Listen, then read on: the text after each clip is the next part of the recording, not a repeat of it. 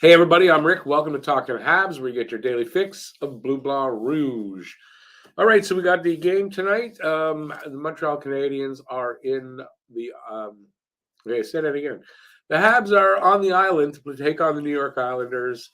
They've got a back-to-back situation. As a matter of fact, this weekend they're going to be playing the Rangers tomorrow. So if you want to see that game, remember it is at 5 p.m.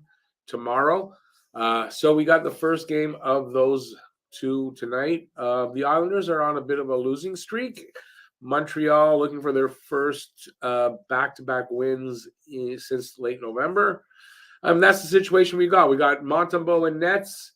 And what else do we got for the game? Oh, yeah, Alex Romanov's first game against the Habs. So those are the things that are playing out tonight. I'm going to do some play-by-play if I can, and color commentary. I'm going to talk to you guys in the chat. And as I'm getting over COVID, I got COVID, so that's why my voice is all screwed up. About halfway through the recovery time, doing well and everything. But yeah, you got to put up with this lousy voice. And let's use here. Habs Guru, welcome back. Go Habs, go. NHL hockey news. How's it going, buddy? Yeah, I got COVID. Niners fan, how's it going, man? I think it's been a while since you've been in the room. Good to see you again. Yeah, so I got COVID. Yeah, what can you do? It happens. All right, so talk to me here in the chat. We got about, I just talked a lot, so we got about 10 minutes till puck drop, I guess. How's it going, man? NHL, yeah, first time getting COVID. I don't know that to say that is it the first time in a month they really tried? I know there were some games on that road trip that were, yeah, but yeah, it was good to see a good effort in the last game. A 60-minute game. They're going to need one tonight, I would think. It depends. I mean, if the Isles are on such a losing streak, could continue tonight, that's fine with me. Although, I was reading an article today about. I might be doing a video about this. About how the cliche of win the middle, win the game, how that would work for Montreal. Where was I going with that? Jeez, I think I just lost my train of thought. Anyways, I'm doing this video about that, and it's about centers and having more than one center on a line and stuff like that. And for whatever reason, I just told you about it. I don't know. I got COVID, so I can't remember anything. What? Who are you guys? What am I doing? There's a game? What? No, just bugging you guys. But I did lose my train of thought there. Geez, that calls for one of these, man. All right, so talk to me here in the chat. And as soon as the game starts, we'll do some play-by-play and talk about the game. Once again, I apologize. I've got COVID. It is, one of the symptoms of it that they tell you is pretty severe is exactly what I just went through there. It's when you have confusion and stuff like that. It's not what I had, but yeah, it's because of COVID. It's not because I'm old and my memory is screwed. It's because of COVID.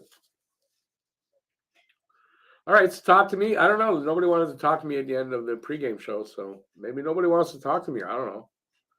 You can't catch COVID this way, just in case you're worried about it.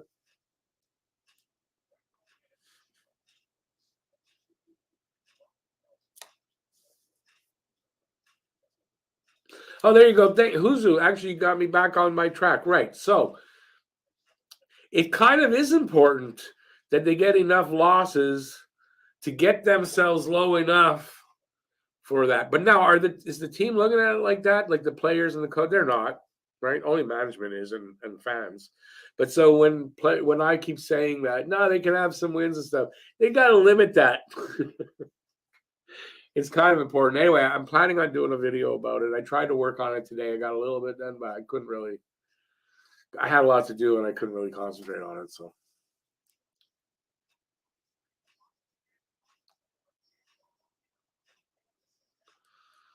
Even Slav was. I thought Slav's been playing pretty good over the last at least 5 games.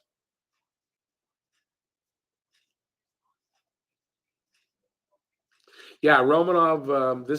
This first meeting of the Isles. We traded him for a season. So yeah, this is the first time. It's gonna be interesting.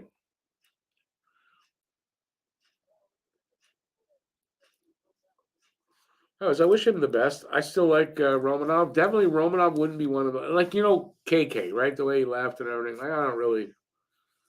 It's not priority for me to have to like KK, but Romanov, I'm always gonna like because he left here on a trade, not on bad terms in any way, and yeah, I really liked him. I love those big hits of his. Now we got Arbor to kind of replace that, right? Not kind of, to more than replace that, but still, gotta miss Romy.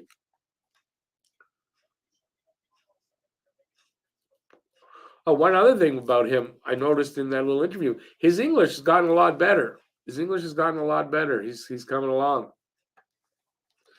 Romanov turned into Doc, so you can't complain. There's no way to complain about that. Doc turned out to be,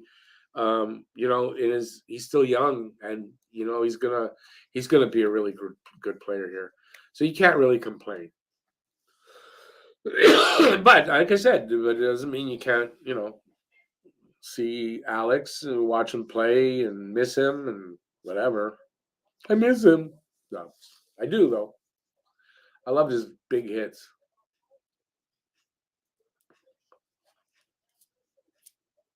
If we were talking about a girl, I might have said something very similar to that, but the word would have been different. Ha ha, Rick's funny tonight. All right. Nobody here. I don't think there wasn't a lot of people in the pregame show, so either it's me or not a lot of interest in this game. Is that you think there's not a lot of interest? I think there's not a lot of interest. I mean, I know it's partially me, but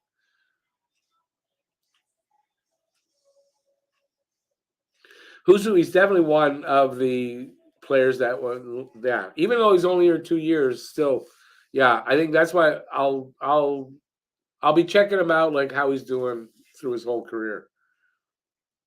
Hey, Slappy Pickle, how you doing, man? Hey, Shizlan, been a while. How's it going, man? Alex Romanov or Arbor Jackeye? No, I'll take Arbor. I'll take Arbor. There's no doubt about that. I'm not saying. I just said, Arbor's more than made up for that, but still missed the guy. I mean, I'm not stupid to say, oh, I want Romy back. I mean, if that's, if you got to lose Arbor to get Romanov back, no, I don't want Romanov back.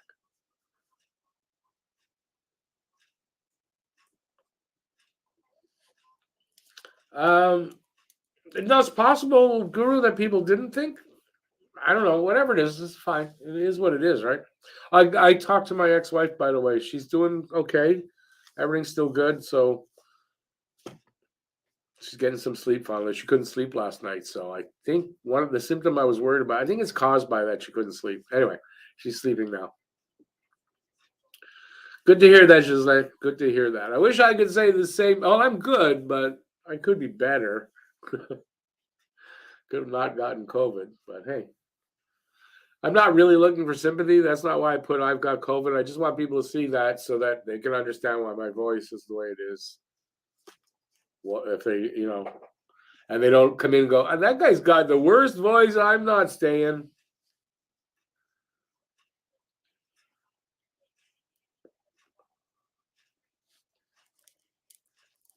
So we got about, I don't know, I got to look at that clock. We got roughly, I don't know, 3 minutes or so till, 2 to 4 minutes till they drop the puck here. We'll get a game going. I'm hoping for the best. The Isles are in a really a bit of a slump, right? So let's hope Montreal can take advantage of that. There's not a lot of teams. I don't mind if they win here tonight, as opposed to what I just said, right?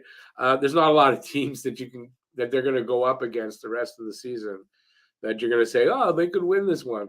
So let them win where they can, and we'll have plenty of losses to drive us to the bottom. without having to hope for them or cheer for them or anything like that. It'll happen organically. And every game that I'm going to be doing, I'm going to be cheering for the Habs.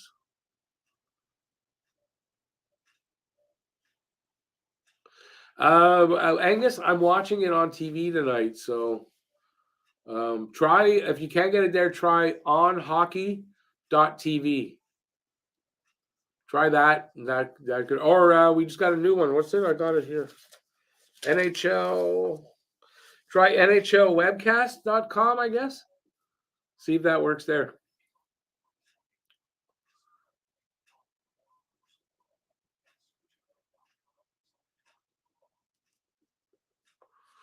Sometimes though it won't load, but then once the game, like once they get closer to the puck drop or just after, it'll come in and it'll work.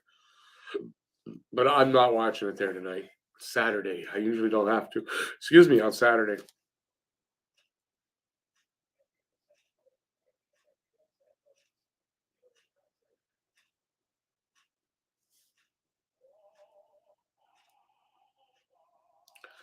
Gislaine, yeah, I've been eating. I'm hungry now. My appetite's not been affected. My runny nose and all that mostly gone already. Um, let's see, what else did you have there? Yeah, no, that's it. I most of my symptoms are gone. So I'm mostly out of the woods. I figure in the next couple of days, I'm probably gonna. I wouldn't be surprised if I test negative as early as Monday. I'm gonna test again on Monday if I'm feeling, better.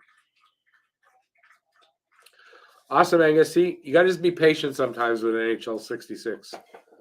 It worries me. There's oftentimes it worries me, but it usually ends up coming in now. It was just the beginning of the season. They were down for a while, but since they've been back up, it's been pretty good.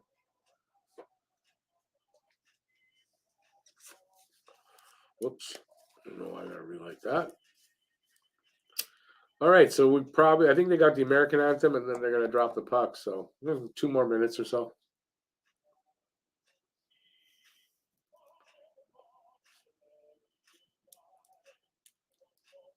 Anything you want to know? Hey, babe, how you doing? Welcome back, man. 2 in a row tonight. Let's go. I agree with that. Let them get 2 in a row. They're playing the Rangers tomorrow. It's back to back. Second game of back to back. Probably not going to do well tomorrow. I don't know the teams next week, but they got 3 games back to normal next week. Tuesday, Thursday, Saturday games. Saturday, I do know it is Toronto, and then I believe it's either Boston on Tuesday and then Toronto on. I don't know. Let me take a look here. I got it here. Give me a sec. No, Winnipeg Tuesday, Florida Thursday, and Toronto. That means next Monday or Tuesday, I think it's Boston. So our first meeting with Boston. So that's something to look forward to. Angus, I tested, yeah. No, they're not fake. And we're not going to talk about that. If that's how you feel, best to keep that to yourself. I don't really want to go there with you. Because they're not fake, but that's fine. I'm obviously sick. I'm obviously sick.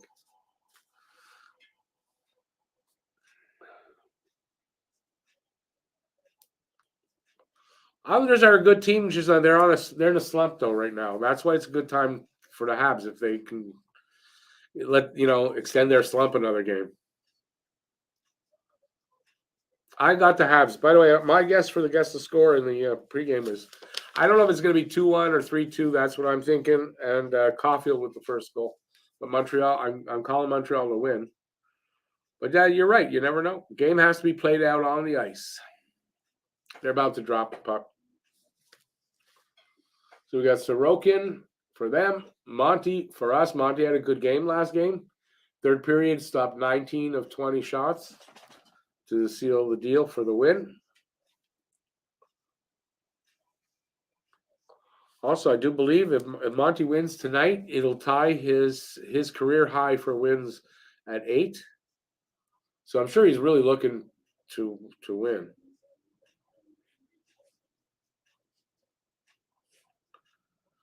Guru, yeah, but they don't play 8 games a season or 6 games a season anymore. It's 4 games. So, It's not the same, eh? Without enough games with the Bruins or the Leafs, it's just not the same. All right, we're underway. Montreal won the draw, but they lost the puck. It got sent into their own corner. They're digging it out of the corner. They're going to be successful. Yes, they're going to bring it out. I don't know who that is there. Evans dumps it in. Yep. So the Evans line is out there. Evans, Armia, and Dadonov, I guess. Here comes the Islanders the other way. Big save by Monty with the glove. He hangs on. We'll have a face-off there. Hey, Adrian, how you doing, man? Oh, that makes me think of the Niners final. Pete is going to be on. He's just watching the Niners. He's going to be on after that. So at any time, Pete's going to show up and he's going to join me tonight, which will be good. It'll be good to help me out a little bit with my voice, a little bit. And good to see Pete, always.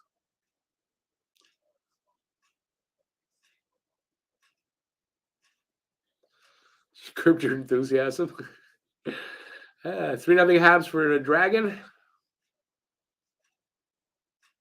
Yeah, I'd like to see them win tonight. Oh, did you have it 4-3? Oh, there you go. I had it 4-2, I think, for that game, but I think the opposite. The opposite teams.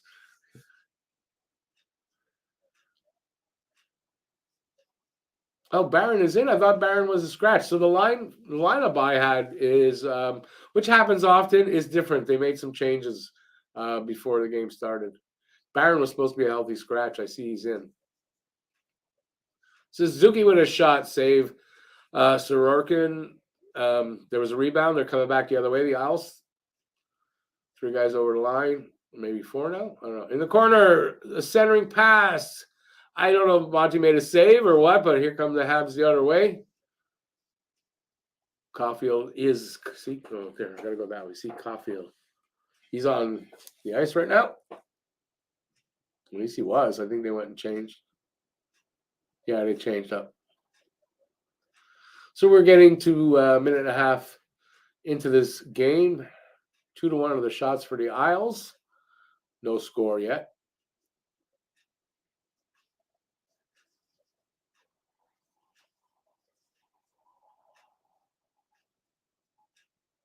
I didn't realize you're an NDG. I used to live in NDG a while back, but my ex-wife, she was a lifetime NDGer.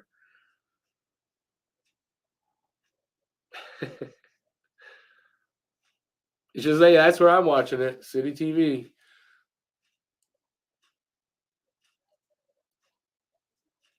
Slav actually won that puck from Barzal along the boards, sends it into the corner. Andy's after it. Didn't the guy made a move, sent Andy the other way. Isles with it now coming out. Oh, big stretch pass got away. How come that wasn't icing? I don't know. Must have touched something or somebody, but damn it.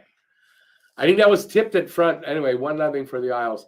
I think looks like Dobson with the first. Somebody had Dobson. I think Mary Jo had Dobson.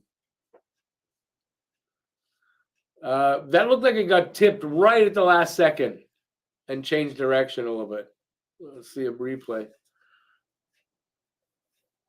So, Mary Jo, if you're listening, I don't know if you are, but you got the Dobson, so you're up. I think that was the only Dobson guess. Again, I missed it. I think it was Barzal tipped it. There. Yep. It either hit the defenseman's stick or Barzal's.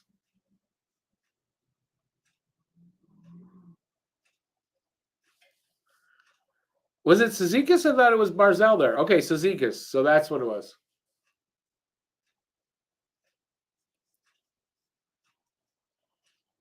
I thought it was 13 on his back. We need to defund the CBC for their right-wing stance. I don't say defund, but get rid of everybody and get people who are independent of political lean. The CBC is supposed to be Canada's TV channel. There shouldn't be any political lean at all from anybody on CBC. We're 3 minutes in. It's 1-0 the Islanders. 3 shots to 1 for them. Got a face-off here. I don't know where it's going to be.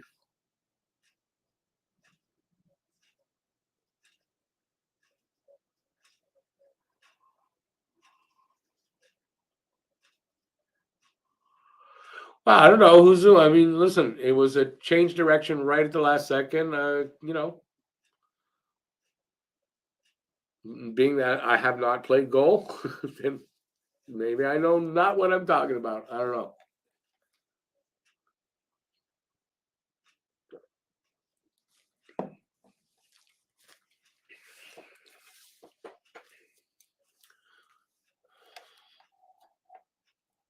It's in Montreal's end. They're about to break it out. Here comes Caulfield over the line, all alone, looking for some help. Sends it back in. Doc's got it. Doc drops it to Harris, I think that was. Sends it across. Who's that coming out? I think it was Barron, actually. There's Barzal with it now in his own end. Drops it back to the defenseman. Cross ice to his partner. Up along the boards. He circles around.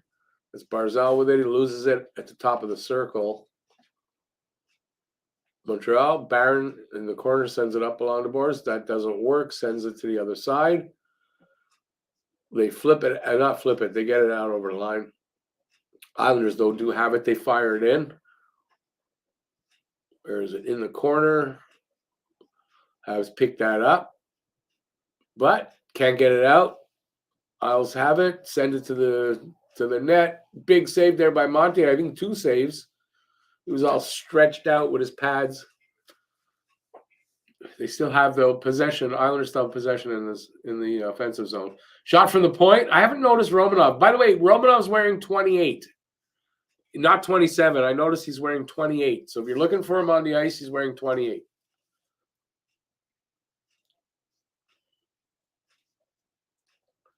By the way, I heard a story. Apparently, these boards that we all hate, the whatever they're using, it caused a girl, someone's kid watching the game to have a seizure, an epileptic seizure. But the boards, everyone loves the boards. According to Bettman. That was a weird bounce. Speaking of that, they just popped out there with whatever garbage they do. Habs with a chance. Shot. Save kicked out by Sorokin. There's a one-on-one. Guy stops and spins. Gives it, I think it was Lee. Gives it. Anyway, a save there by Monty. If my play-by-play sucks, please remember I'm not feeling well tonight. Even though my play-by-play sucks every night. But tonight it's special.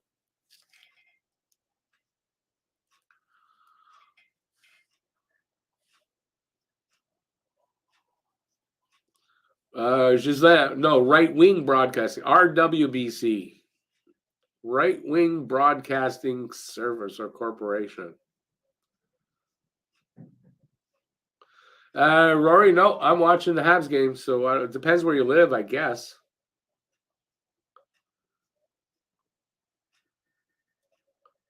Well, there you go. You get to see the Florida Panthers hopefully get beat.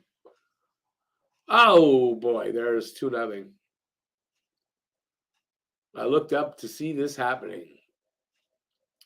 Let me see it again, so I don't say what happened and it wasn't what happened.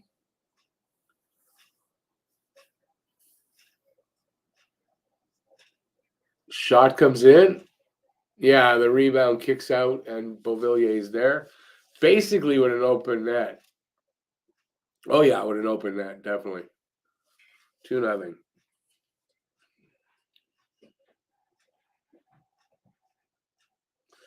That sucks, Rory. I wouldn't be happy, man, if I turned this on. I get the Canucks game? That's no.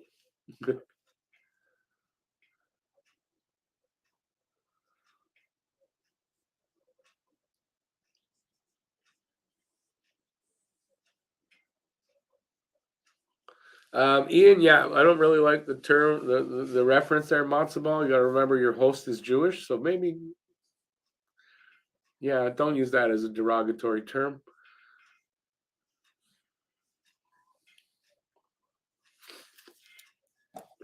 All right, so we are. I don't know. I don't remember how long there was. Good. I mean, I'm glad you had enough. Vancouver scored on their first shot. Not upset. Wasn't expecting great results from Habs tonight. Anyways, that kind of was. Anyway, game's not over. I mean, we're really got a lot of hockey left. Hey, Steven, how you doing, man? Thank you. I appreciate it. I'm doing a lot better, actually. It doesn't really sound like it because of my voice, but I'm feeling a lot better. Not that I was really sick anyway. It was kind of mild, but I'm still feeling better. It has not affected my diarrhea of the mouth, though.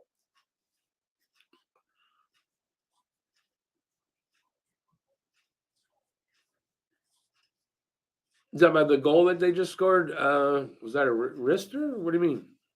I guess, but he had an open net, right?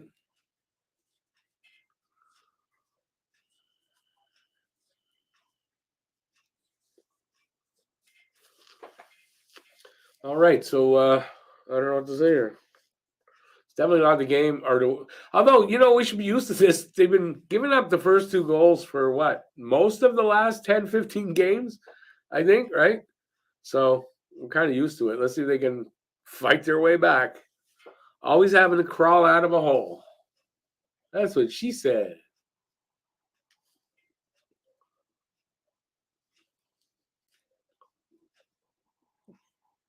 Yeah, you were a wrist shot. You weren't talking about Beauvillier. I guess that was the first goal.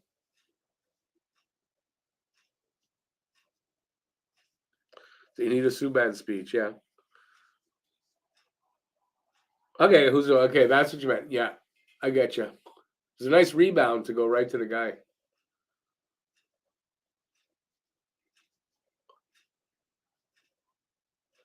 Let's see if the Habs can mount a comeback or not. I don't know. Either way, it's going to go. Which is really redundant to say because that's, of course, how it's going to go. Either way. Or nobody else scores. I don't know. We got 13-15 left here in the first, so a lot of hockey to go in this game. It's 2-0 Islanders. They'll come out. 6-5 shots on goal for the Islanders, but Montreal's come back a little bit there. Doctors took a penalty. I did not see it, but he's in the box. So they've got their penalty, their PK, their power play is not very good. It's only at 18.3, which is like okay, but not better than that. And Montreal's PK was good the other day, I want to say. Maybe I'm wrong.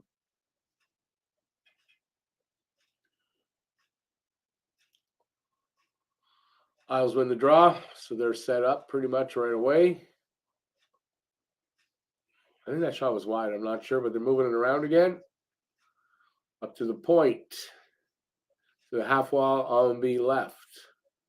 I don't know who these guys are from here, so don't expect me to give names. That's Barzell there, okay, in the corner. Sends it up, almost gets intercepted. It was a very rough power play so far. Shot, hit something and did a little bloop, it looked like to me. Another shot from the same spot. Rebound comes out. Next shot hits Dvorak, and he's going to go off. I think they're all changing up. Minute 10 left in the power play. 12:20 left in the first. There, they dump it in, rings around to the other side. It's back in the corner, almost behind the net, along the boards. Who's going to pop it out? Isles do. Up to the point, to the other side. Guy kind of works his way down to the half wall, back to the point. To the other half wall. It's Barzell, I think. Anyway, I'm not sure. To the point, to the other half wall. Shot, very weak shot, hits a leg, and the Habs send it out. 30 seconds left in the power play. Barkov might be injured. I'm not happy for Barkov, but it's good for our chances for a good pick from them. Rory, it feels weird watching another game that when the Habs are on. It does feel weird when I watch another team because I don't watch other games if Montreal's not playing them usually. I didn't see the penalty at all. I don't even know what the penalty was. To be honest with you, I didn't see so I don't even know what it was. What was the penalty on Doc for? Anybody want to put that in the chat? I'd appreciate that. Yeah, born to be happy, not a bad idea. They should probably do that at least from time to time. Hey, WST. Monty got cut back on Big Macs. That's not fair.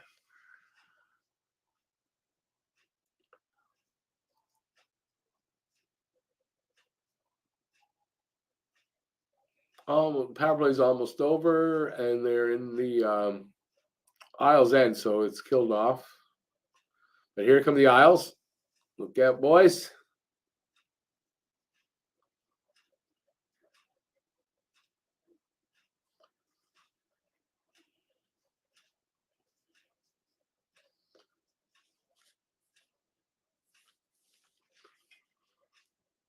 They're moving it around. Like it's just like it's still a power play. That was dangerous. Barzal at the right circle, spinning around, comes back up to the point, drops it back behind the net and around to the other side. Back to, I guess, to the other side of that. Backhander at Monty makes a save. It goes, rebound goes to the Isles. Still moving around, shot from the side of the net. Montreal picks that up, the rebound from that. They're going to go change up, and Savard's got the puck behind the net. Here they come. Stretch pass off slap stick, bounced into the corner.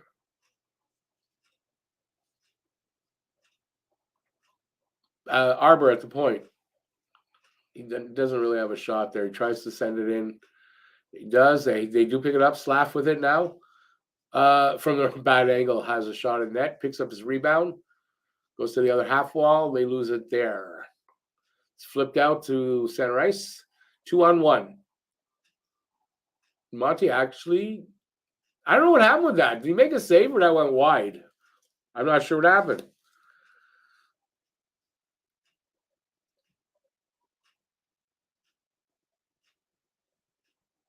Oh, even the play, I don't watch. If the Habs, usually I don't watch. If the Habs aren't in it, I'm not really watching playoffs.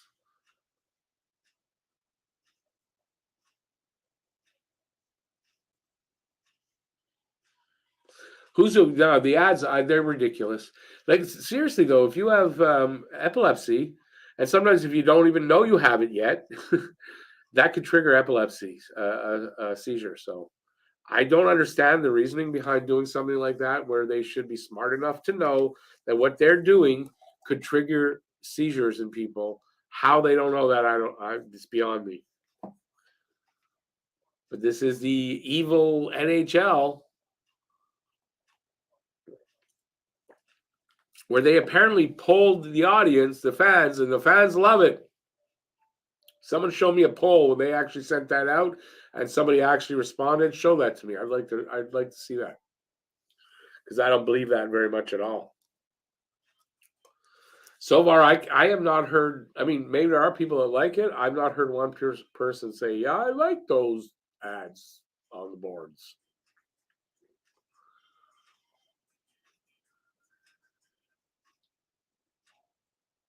It was a hooking call. Thanks, Josiah. I appreciate that. Oh, you hooked Romy. That's kind of funny, eh? Oh, I'm just drinking. It's half juice and half Rockstar, the sugar-free one. It's not. It's definitely not. I'm not drinking. I'm not drinking, and I'm not. I didn't take my microdose today. It's not a good day for that. I figured it better off not to, and I don't usually drink very much ever. So I know it kind of looks like it could be wine that I drink, but I don't drink wine. Definitely. I see Clutterbuck's out there. I heard Clutterbuck was going to be was not going to be in the lineup. Yeah, I went over to net and hit the glass. I guess that's what happened to that shot. I didn't know what had happened to it. Habs win this draw. They send it into the corner. 9:22 left in the first. It is a 2-0 game for the Islanders. Come on, boys, mount something. That's what she said last night. Oh,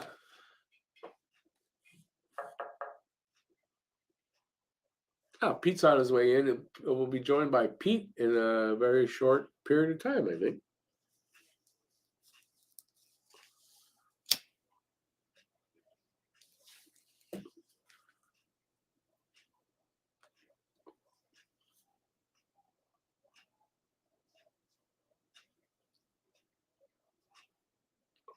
There's Romy carrying the puck over the blue line, sends it into the corner.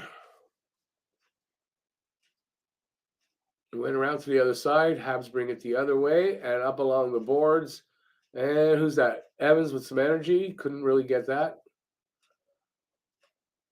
And I'll send it to Montreal's corner. Edmondson to the other side, but gave it away there. Now, Isles with it. They're going to move it around. At the point, cross ice into the center, into the slot. Guy couldn't hang on to that. Montreal coming up and out. I think that's the Evans line again. Yeah. Evans Armia. Dadonov out there. The line where the puck goes to die.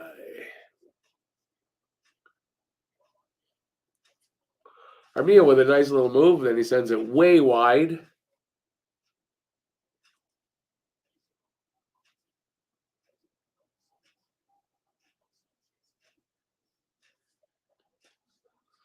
Yeah, but if they didn't do it at all, it would be great, wouldn't it?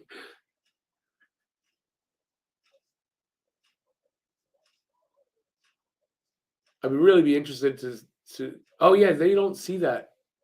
I was thinking what the players think. They don't see that. It's only on TV. Yeah, it can be distracting though to the eye when you're watching the game. Which I guess is what they want, right? They don't care about the game. They want you to see the ads, so maybe you actually buy something. That's evil.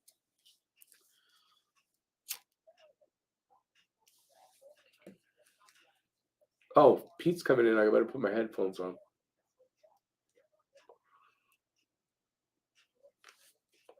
Because Pete won't be wearing headphones. So it's my job to make sure we don't get an echo.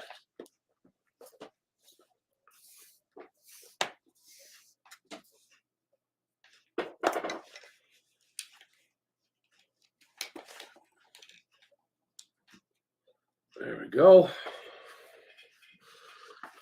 Got to wear them because otherwise I won't hear him come in.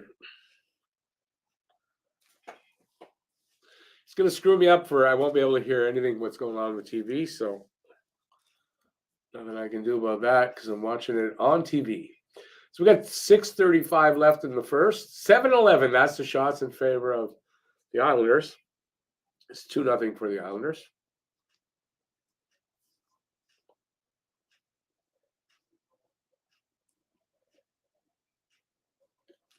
Hopefully Pete will come in and instill some life into this show tonight because I'm not feeling it that much. I'll do my best.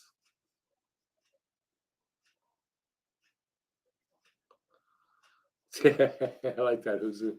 Yeah, they do everything but the F word. They're gonna do that. Yep.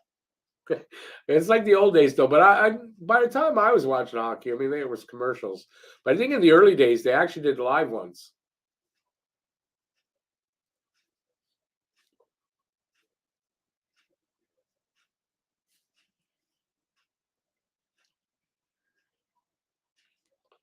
All right, here come the Islanders. I think that's Barzal again over our line. Dishes it off to the side. Shot comes in. Monty's pad pushes it to the boards. Habs can't clear it.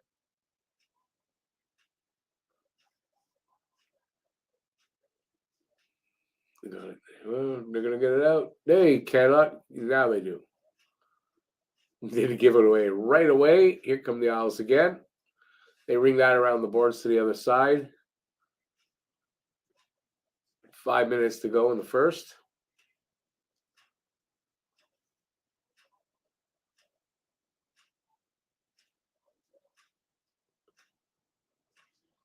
Come on, boys. Not a great period for Montreal so far. They shut down the scoring at least, but still, it's not a great period.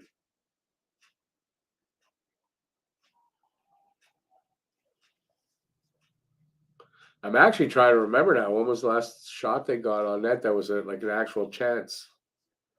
A good scoring chance. I didn't see very many.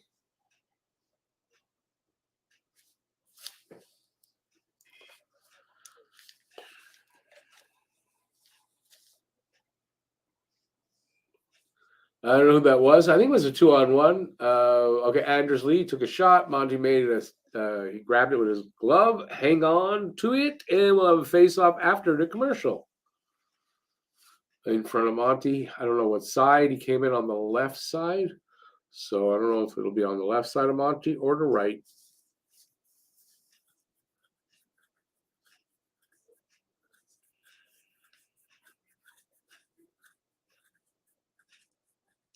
Was that it? I must have missed that, but I did miss that. But that's like the only one. I haven't seen anything really, really dangerous yet. Still a lot of time. With a little over 2 periods to go. It's only 2-0. Montreal's been down 2-0 most of the last 15 games. Start the game, and they've come back in a lot of them.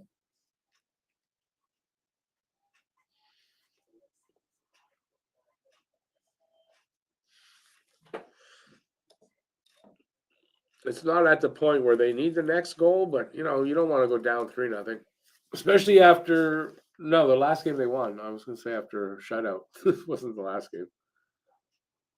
Yeah, just what we need, a betting commercial. Sure, yeah, that's what we need. Yeah, you should be proud of yourself, Kevin Weeks.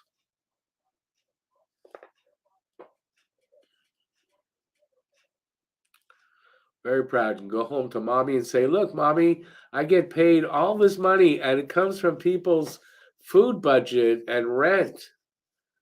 Aren't I a good person for doing that?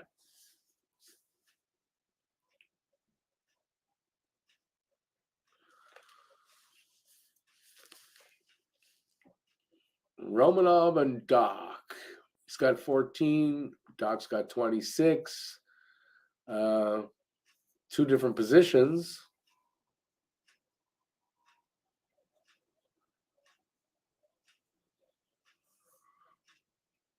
Romy's out there. Doc's out there.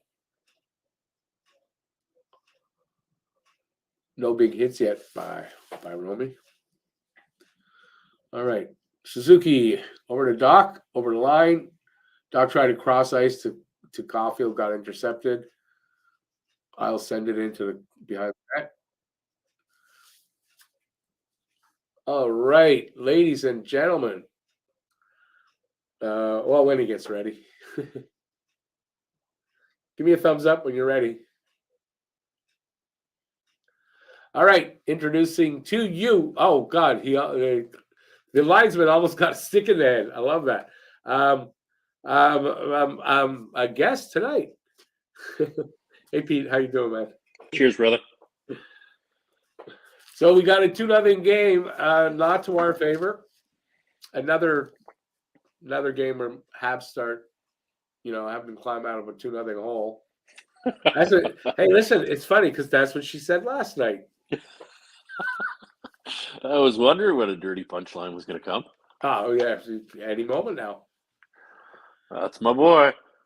So we got 3 minutes left here in the first. They've got almost double the shots, 13-7. Sorry, everyone, for tuning in a little late. I was enjoying the 49er win. There you go. At least you'll get one of your teams winning tonight. This game isn't over yet. Come on. No, I know. It's not. But, I mean, it's just that, there's not been much excitement from the Habs point of view as far as, chances at the net and stuff. They haven't had much, so there's a nice move there by, was that Savard? I'm probably a little ahead of you. I'm watching it on City TV. I'm watching it on Sportsnet. I got 2:46 left on the clock. Yeah, I'm 30 seconds ahead of you. Nothing I can do about that. I apologize. No, sir. It's all good. It's all good, brother. Is the problem with that's got to be the biggest problem about doing this when you have people in different location is getting everybody timed the same. Of course, we don't have the professional technical stuff that some of these big names have, but I'm surprised that wasn't a tripping call.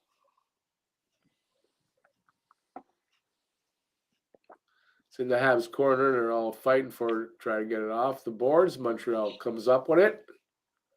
Was that Andy tosses it up? Slav almost wins that against the boards there, but the Owls have it. They're going to come out. I think. No, some guy's going to go change up, so they're just waiting for that to happen. A stretch pass up is not. No, didn't go over the line for icing anyway. Eddie coming out. Did you know Eddie's coming out? I didn't know he was gay. Did you? Didn't know he was just a joke. Nobody come out and say Talking Habs said Edmondson was gay. It's just a stupid joke. Oh, yeah. You got to be careful with what you say nowadays, Very careful. You have to be. Yes, how you been, bro? I've been good. We've been going through life challenges and watching these Habs and. Which life challenges? I got COVID. That's a challenge. I got COVID too a little while back. Yeah, I'm dealing with it right now. I'm about halfway through now the recovery. Oh, yeah, it beat the hell out of me pretty good, but I came out of it on top. Not me. It's been pretty mild. Well, I got the right shoulder surgery done, and then right afterwards I got hit with COVID. So that can't be fun. You're recovering from the shoulder. Yeah. Yeah. Well, for me, I think it was about 5 weeks of no sleep and no breathing. Oh no! I've had it. This is my 4th or 5th day, depending on how you judge when you have it. I'm almost through it. Nice. Yeah, I feel mostly better. My voice is bad, but yeah, you can hear something in your chest. It almost sounds like. Yeah, but it's just started really. I don't think I was speaking like this all day. Maybe I was. I don't know. Yeah, it sounds. Yeah, you sound kind of snorkely and a little bit in the chest there. Yeah. But I mean, it's not major, and I haven't had anything I would consider more than mild. But I mean, I took enough freaking vaccines. Yeah, I took a Jeff approach to the vaccines after a little bit there. I stopped. I know a couple of guys that work at. I'm not going to mention names, but I got a few friends that took the COVID shot and the flu shot at the same time. That's what I did. Last one. And one of them collapsed at work at the front doors when letting people through the doors, and had to be rushed to the hospital. Just weird. It's just so strange how it affects everybody so differently, But but those kind of reactions are few far and few between. Yeah, exactly. Yeah. Listen, if you want to just take in contrast, you said it hit you pretty hard when you had it. I just told you I'm sailing through it. Yeah, it's like a flu bug, really. Yeah, I definitely credit my vaccines for this. I'm definitely going to credit that. Kirsty wifey basically said, like she said, because I was I was anesthetized and all that kind of stuff. My immune system was a little bit down. So oh yeah, that's probably very true. Yeah. She said that's the reason why it hit you so hard. Yeah, that'll do it too. Yeah. But definitely, I got no complaints, but I wouldn't want to get this without being vaccinated. By the way, the period's over. So we Yeah, got an intermission now. Why did Evans need to be carried off? What I know happened? something happened at the end while we were talking. I didn't see it. Anybody know what happened Oh, there? he got rolled Brock up on. injured Evans, it says here. What? Oh, What happened? right on the knee. Oh, no. Oh, God. What? Knee to knee? What happened? No, his leg was extended out behind him as he was on all fours on the ice. But his leg was kind of horizontal to the ice almost. And Brock Nelson fell on the knee joint. Oh. Yeah, the injuries aren't over. I dare say Evans will probably be out like Gooley. When it happened to Gooley, similar. Yeah. I didn't see it, though. This one, so. This is Great. Evans seems to get hit a lot and hurt a lot. Well, he plays a physical game. He needs to. I know he's young and he's coming into it like Gallagher, and he's got to change his style of play. I think. Well, I mean, that sounds more like a freak thing than because of the way he plays. Yeah. I got to see it, though, to know. No, it was totally a freak thing. Who's falling this- down off the face-off. Who gives you a greeting? Hey, Pete, my man, looking good. The holiday's been good to you, it seems. Mm-hmm. Putting on the pudge, What else is new? Me too. right? God damn it.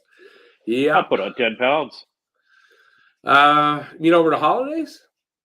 over the holidays. Oh, no, I don't think I did that, but just in general.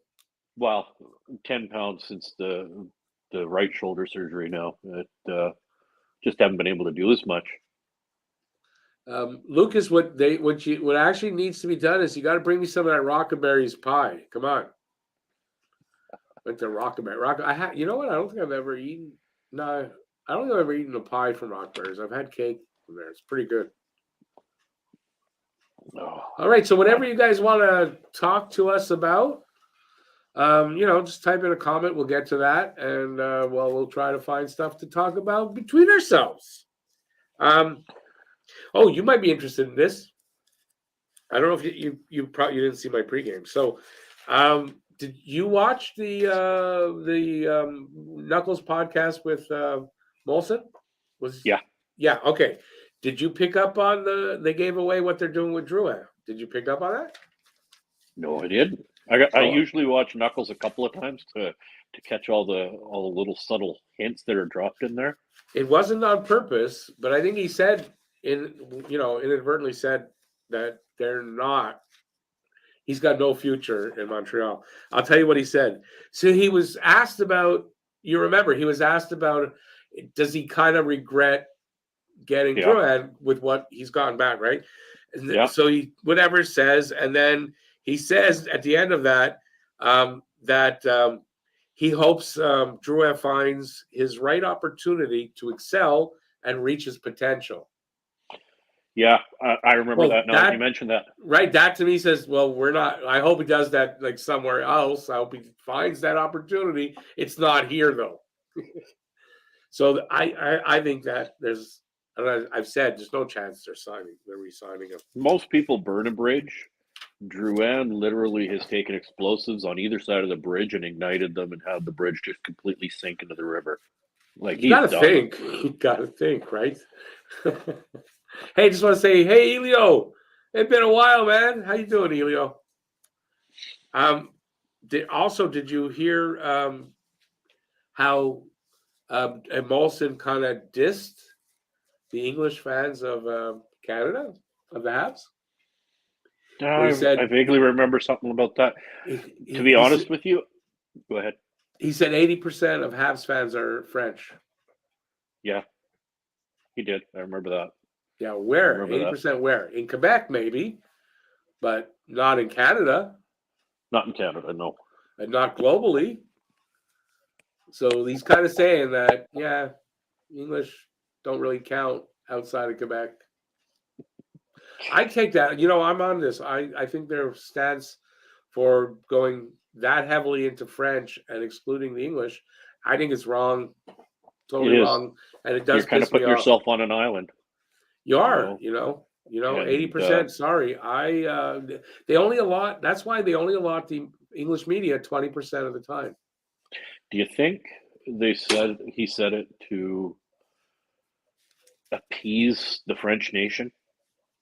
No, but the way it came out was Knuckles asked him if it's a rule, if it's a written rule, or it's just a thing about that the GM and the coach have to speak a certain language. Yeah, I So agree. he went They on should. to explain that no, it's not it's not written, it's not a rule, but it's a feeling for him that he believes that he says 80% of the Habs fans are French. He wants them to be able to hear in their own language from the coach or the GM every day and not have to struggle to understand. I get that. It's not my problem with that any of this. It's No, that 80% are not, sorry, your fan base is not 80% French. And unless you're thinking that the rest of Canada doesn't matter, but how about everybody in Newfoundland and Nova Scotia who love the Habs? I feel sometimes half of them are here in this room off and on, right? right? I mean, we know how many from Newfoundland, from Nova Scotia, from anywhere in the East like that. They're big Habs fans. They're mostly not French. Only a small percentage of those people are French. So how Exactly. does this work? I don't get it. I think it's a mistake on their part. I think he spoke out of. I think he definitely made a mistake when he was talking, and he No, made a I don't few. think. I don't think he made a I think mistake on that. I don't think so. I think that's how they. I think that's how they feel about it. I It's only don't. matters to them is what the percentage is in Quebec because, granted, the fans in Quebec are going to have the most interest to have the access, I guess, to see what's going on. But it doesn't. I don't think that matters. It's you got to look at it. Everybody should have equal access, right? I think. Yeah, yeah. I agree wholeheartedly with what you're saying there. But also, he's in a tough place. Like Jeff Molson. Um, They haven't been in a tough place up until this year, though. They've always resisted that. Why? Except for the coach stuff, but the rest of it. Why this year? Why are they bowing to the I goat? don't think he's got as much pull with the team now. I think Gorton and Hughes have just kind of told him, you know what, you're the money, we're the brains. Yeah, I don't know. If you want this done right, if you want it done like Boston, if you want it done like the Rangers, you need to step back a little bit and let us do our thing. Yeah, no, that he said, even he said it even with Bergevin, he never made a hockey decision. He never made a hockey. He doesn't do that. So that's not a problem. That part's not a problem. But why are they But make this didn't big push? Bergevin come out and say that was the case? That Jeff Molson was constantly sticking his nose in the business. No, that I think that's more of fans speculating than that. But he said he's never made a hockey decision like that ever. Because I think it That's was what he hires people for. They make the decisions. He leaves them to that. Didn't seem because like you see his face saying it. Didn't look at all like he was lying about it. Like I believe him when he says that. yeah, I believe it was O-Dog, Jeff O'Neill. I was watching Overtime one time, and I believe it was O-Dog that said that Jeff Molson was had his nose in quite a bit of Bergeron's business, and Yeah, take it from where it comes, right? yeah, unless you're actually in the room, you can never really Exactly. completely wholeheartedly trust whatever's being said out Yeah, there. exactly. Okay, let's get Oh, to by the way, some. thanks for Yeah. letting me having me on. Let's get some. Yeah, Oh, no get some worries, of no this. worries. Let's see. He said, "Oh, who's this says Evan's so unlucky. The guy cross checks him in the back of the neck, no problem. The same guy falls on his leg and pulls something. Definitely.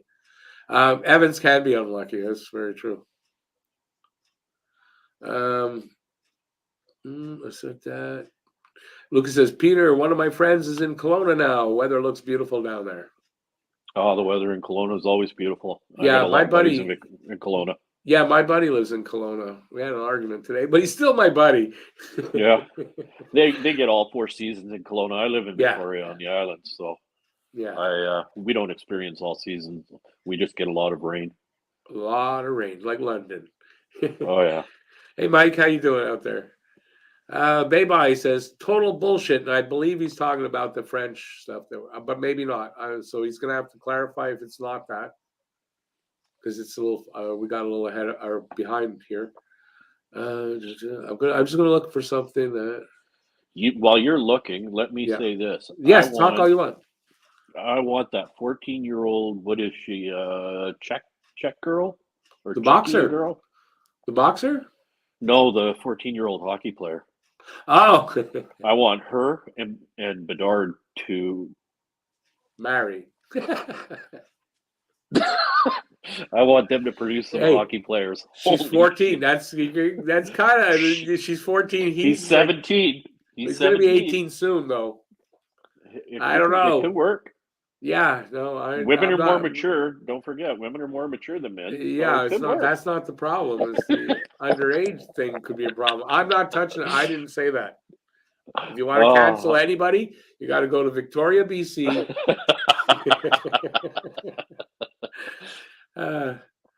Could you imagine the hockey player that would come out of that? Oh my God. That girl Well, is fantastic. maybe. I mean, potentially, definitely, yeah. I agree with you there, Lucas, for sure. They're making a mistake.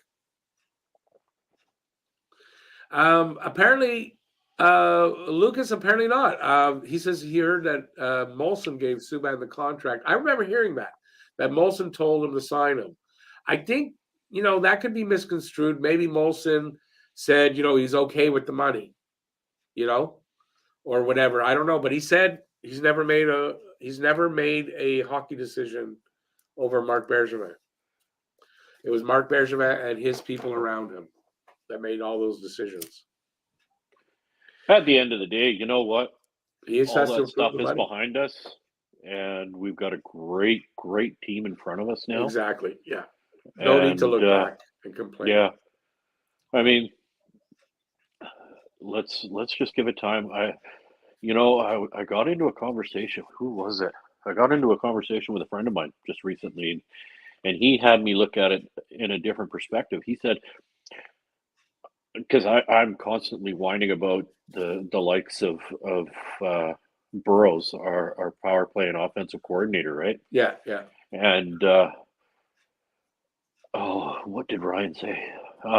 He basically just said, what if the management team and St. Louis are just riding these contracts out until the end of the year, seeing who's got what, who provides what, and then cleaning house after that and bringing in the people that they want. You talking about players wise? Not players. I'm talking about coaching staff. Oh yeah. Well, listen, St. Louis did not. He kept who was here. So after a full season now, after this year, I can see him making changes and bringing in different people. Yeah, because look, the two Burrows problems, has got to go. The two problems Montreal has most is shitty power play and trouble scoring goals, and that's both under him. Yeah. So it's got to be something there, no? You got to think. So I would think, that's going to be definitely something in the offseason they're probably going to do. I mean, that everything that Burrows knows stems, I want to say, from one of our ex-coaches. What was his name? Played for Boston. What was that coach's name? Help me out here. Julian. No, I don't know. I think he played for Boston, and then he coached Vancouver. God damn it. Anyways, his name slips my mind. So a lot of that offensive prowess comes from that specific coach. The coach that I'm talking of also went on to coach the New York Rangers for a while and did very well there. Do you remember who I'm talking about? Kind of a bulky face. Boudreaux? What was this? Not Boudreaux. Young guy. Not Villeneuve, but no, I can't think of who. Oh, yeah. He's an ex-Habs coach. He just got who fired I'm talking about? He just got fired from the Flyers. Yeah, I can't think of his name now. I want to say Villeneuve. That's what's popping No, in my it's just head. with But a V though. His last name start. I can't think of the name all of a sudden. yeah, At maybe all. Me somebody out too. there It's can like a help us. block. Yeah, I know who you're talking about. Okay, so you think that? I think Uh, that's where he learned that offensive prowess from. yeah, And to be honest with you, it it's was not. not very successful, right? Like it Well, wasn't he had successful with us. success. He had no, but it was his first coaching job with Montreal. Yeah. But we played. Vino, there it is. That's Vino. it, Thank you, Vigno, Lucas. Alain Vigno. There you go. I said it is a V. You had Yeah. that right. Um, yeah, I don't know, but Vigno had success in different places, but I mean, he didn't win anything, like really. But yeah, No, that could be. I'm. s- Andrew, yeah, I was. been doing that for a bit now. Gonna do another one probably too.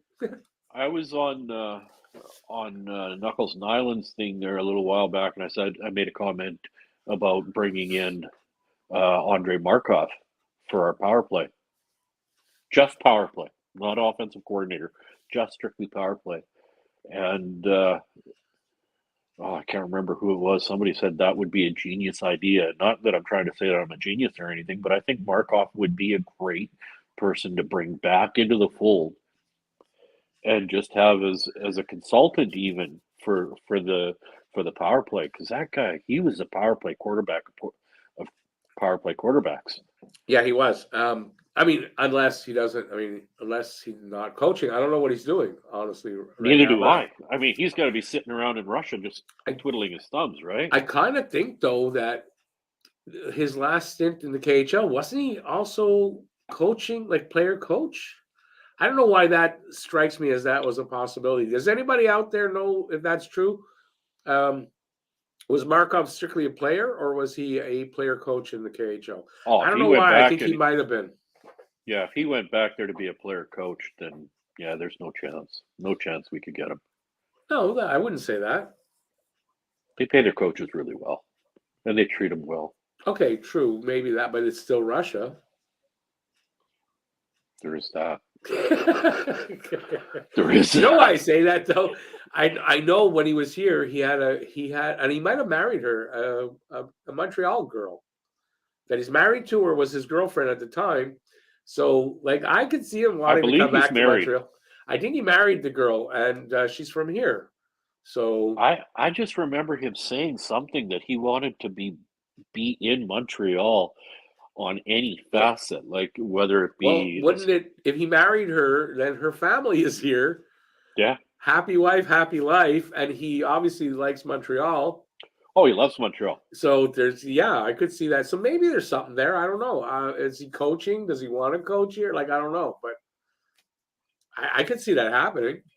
I would love to see him. I think he could do some good things, and I think we have two potential power play quarterbacks. One in Gooley, and I know I'm probably going to get booed for saying this. I think Arbor could be our I think, second line. I don't think you're wrong, and I don't think you get booed for saying that because I've talked about it as a matter of fact. But I don't know if Did you? I don't think they're the ideal guys. But I mean, there's nobody here right now. Those guys could probably do the job a lot better than what's there now. Yeah, but Yeah, don't but forget those guys can grow oh, over 100%. a I'm period not, of of time, right? course. You don't know, but I think you're right. They can do that. And I think they're using them here and there like that. Gooley obviously is going to be gone for a while. So Gooley's out of Yeah, the picture till I think after the we'll all. see Gooley. I think they're going to take it easy with Gooley and not bring him back until trading camp. Well, it depends. But yeah, he's not coming back till after the trade deadline. Yeah, That's for sure because it was a minimum of a certain time that brought it to the trade deadline. So, we'll see. But the closer we get to having guys like Hudson and oh, I don't know who else I'm thinking. Get here. I Mashar, mean Mashar, that. Beck. Oh, Beck. Yeah, no, but Oh, I'm talking about power play quarterback types. Hudson yeah. is definitely power play quarterback type. By the way, the second period's on, Yes, it so is. let's start talking about the game. Actually, we're actually a little over a minute into the second. Still 2-0. Still 2-0. The shots are 14-10 favor of the Islanders. Let's see if the intermission give them a kick in the ass and said, "Hey, we better start playing here." Was that offside?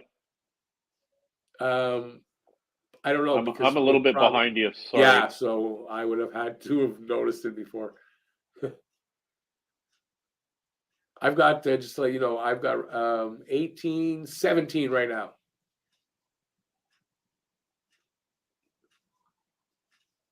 Oh, okay. Nathan C. Cavill Thank you. shot went wide.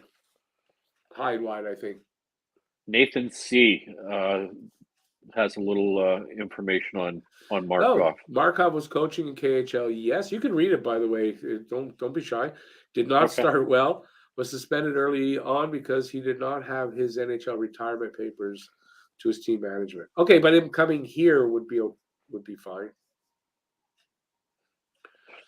And if he was coaching and it didn't go well, I mean, doesn't mean he's new at it. He might need a little bit of time, which would kind of say he needs to do some coaching before he gets here, though.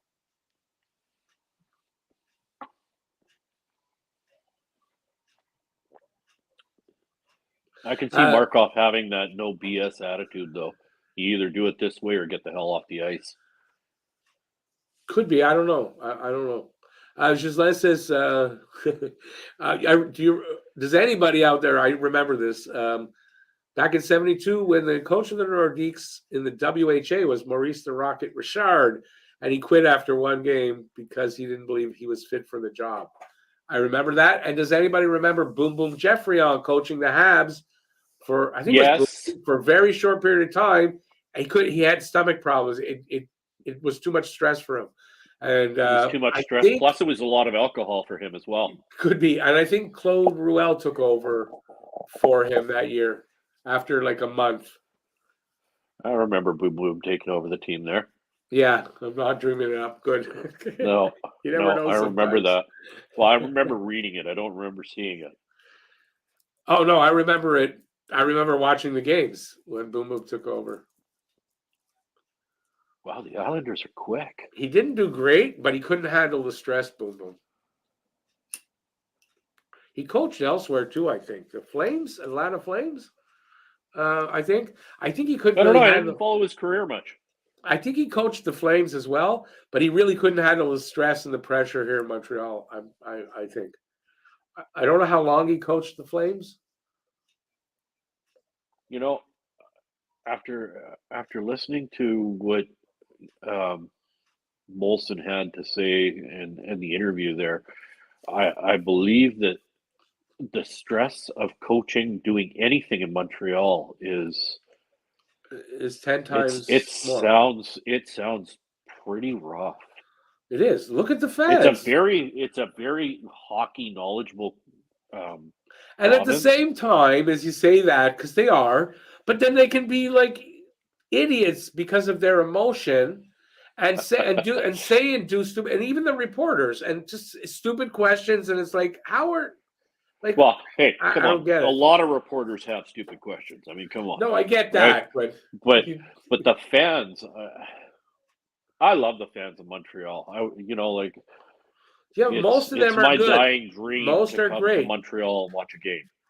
But listen, the fan base, Toronto, Montreal, they're the same. There's a bunch of idiots, and there's a bunch of really good fans, and it's the same. More idiots in Toronto than there is in Montreal. Maybe I'll give you that for sure. I definitely want to agree with that. But there's plenty of stupid. I not to really be insulting, but I don't know. I don't agree with them, and they're Habs fans, but I don't know. No, I totally emotional, understand. Too emotional, and too much rose color in the glasses. Yeah, we are. Well, is it emotional or passionate? Okay, but basically, I mean, it's somewhat the same. Yeah. Sometimes too much emotion can be mistaken for being really passionate, but if you really look at it, no, he's just being dumb and emotional. Excuse me. Boom, boom. 3 seasons, 209 games for Atlanta Flames. Was I right or was I right? You're right. How many games for the Habs? I'm curious about.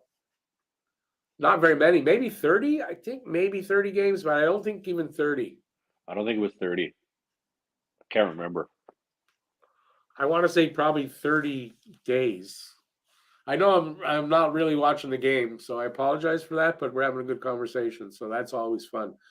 Bayby saying there's a video on YouTube about 18 NHL players arrested July 15, 2009. Chris Nyland was arrested for shoplifting, tried on 3 pairs of shorts, and only turned in 2 pairs and was wearing the 3rd pair. I can see Nyland doing something like that.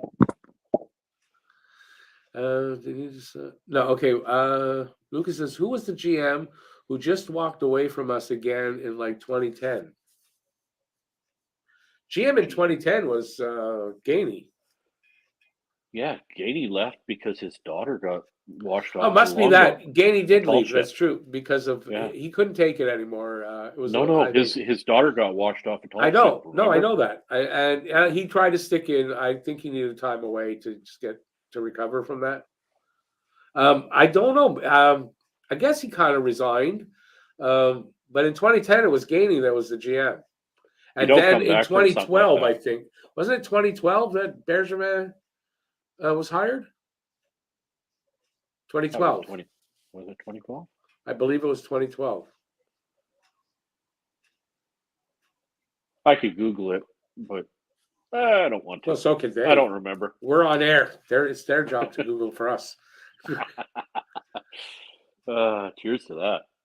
Huzu also, Sorokin's got like a more than 1 goal better on the goals against average, and he's got a much better save percentage. I mean, yeah.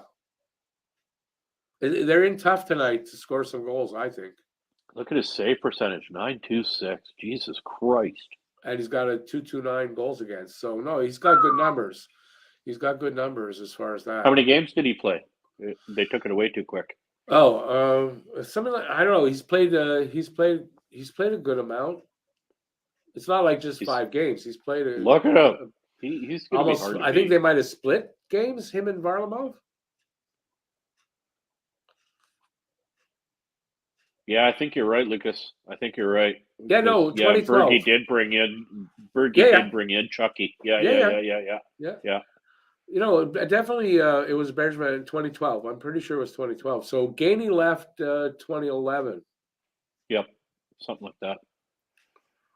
But I was right. Then, Boom Boom coached 30 games. I was right. How do you like that? Oh, it was 30 games. Wow. Yeah, nice. It was 30 games. Good job. Good memory, brother. People tell me I have no memory because I smoke pot.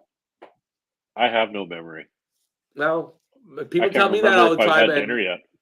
Well, I usually remember. You have had? I haven't. I'm kind no, of I haven't. No, well, it's early there. You're early, though. Well, this is like.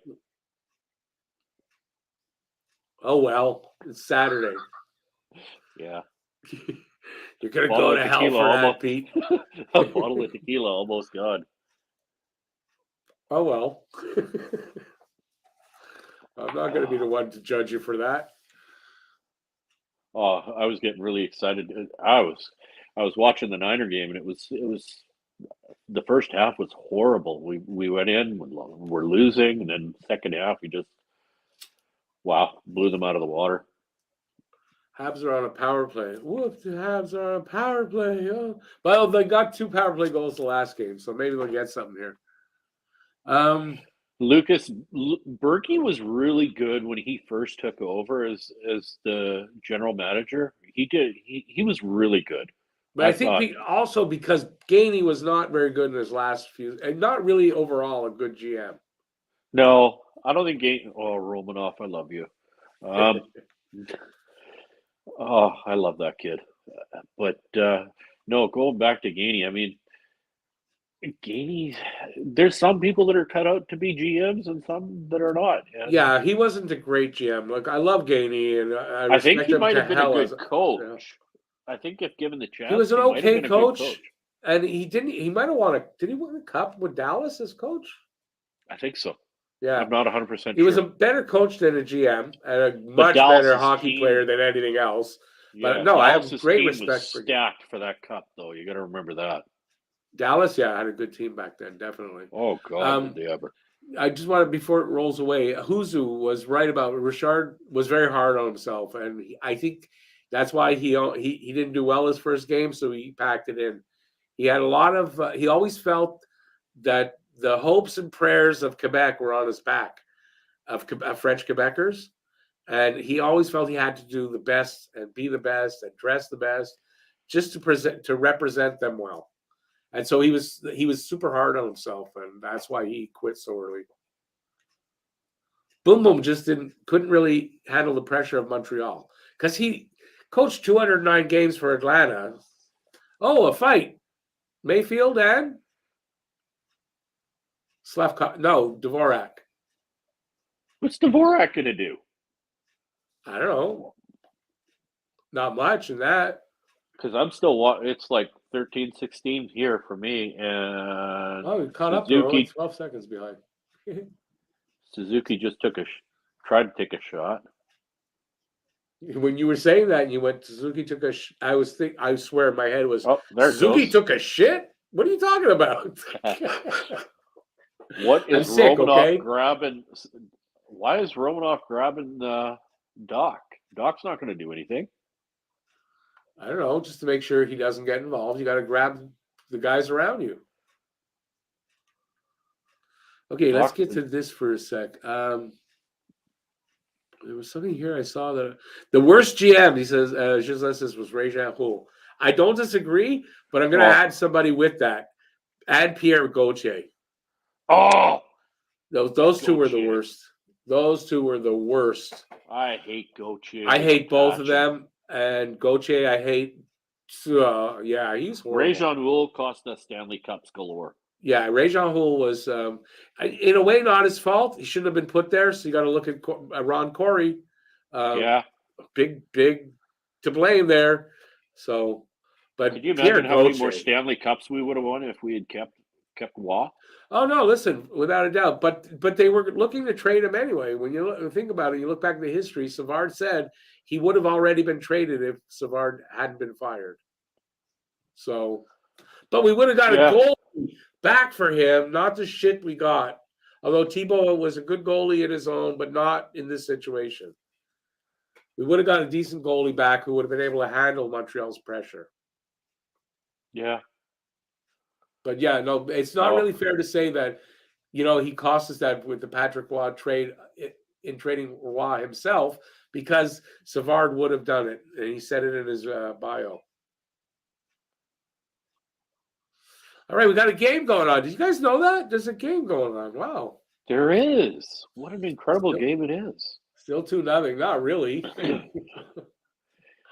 Still 2-0. Dude, I'm still in the place of I want losses. Pile on the losses. Bring on the trade deadline.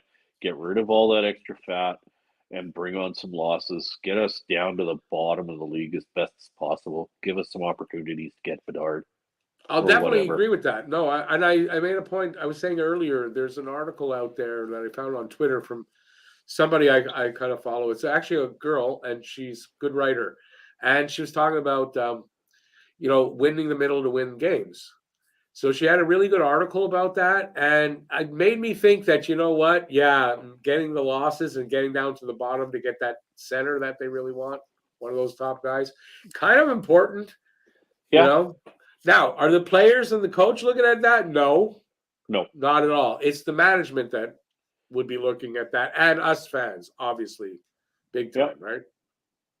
And management is, they're doing their job, and the players are doing their job. I mean, that's right. Their job is to win games, not to lose games. I want to see Slavkovsky just go down for a week. No, it doesn't have to be. Just to get his confidence back up. He's lost his smile. I don't think there's anything wrong with his confidence.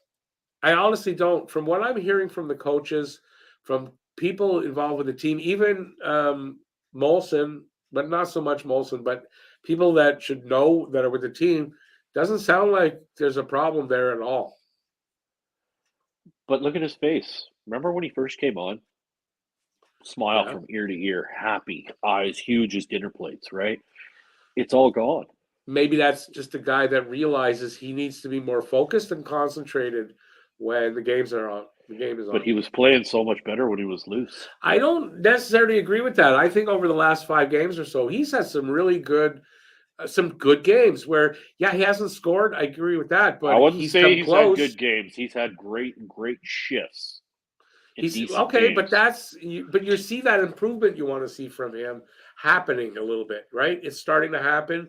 It's slow progress. It's going to be slow progress with Slavkovsky. Yeah. So But don't you think it would be good just to go down for a little while, I was just get reading that energy built? Le Cavalier just had an interview in French, but I read the translated version, and he doesn't think so. He doesn't think so. No? He thinks he's going to do just fine up here. He doesn't think so. He said, listen, he did that. He developed in the NHL. He had not many points in his first season. He turned out just fine. He sees the same thing in Slavkovsky. Okay. I mean, people like that are saying that. Then you're getting writers or Craig Button arguing about it. But I like Craig Button. I don't agree with him on this. Craig Button, I like Craig Button. I like in him. general. I like him, and he's wrong sometimes. He's flat out wrong sometimes. And I think in this case he is as well. I just saw it. Ouch. That could be ACL. No, that should be. Yeah, that could be an ACL tear. Oh, for Evans? Yeah. Yeah. How do you pronounce that name? Is that Ghislaine? Ghislain? Ghislain. Yeah. Yeah. Serge Savard Ghislaine was an awesome GM.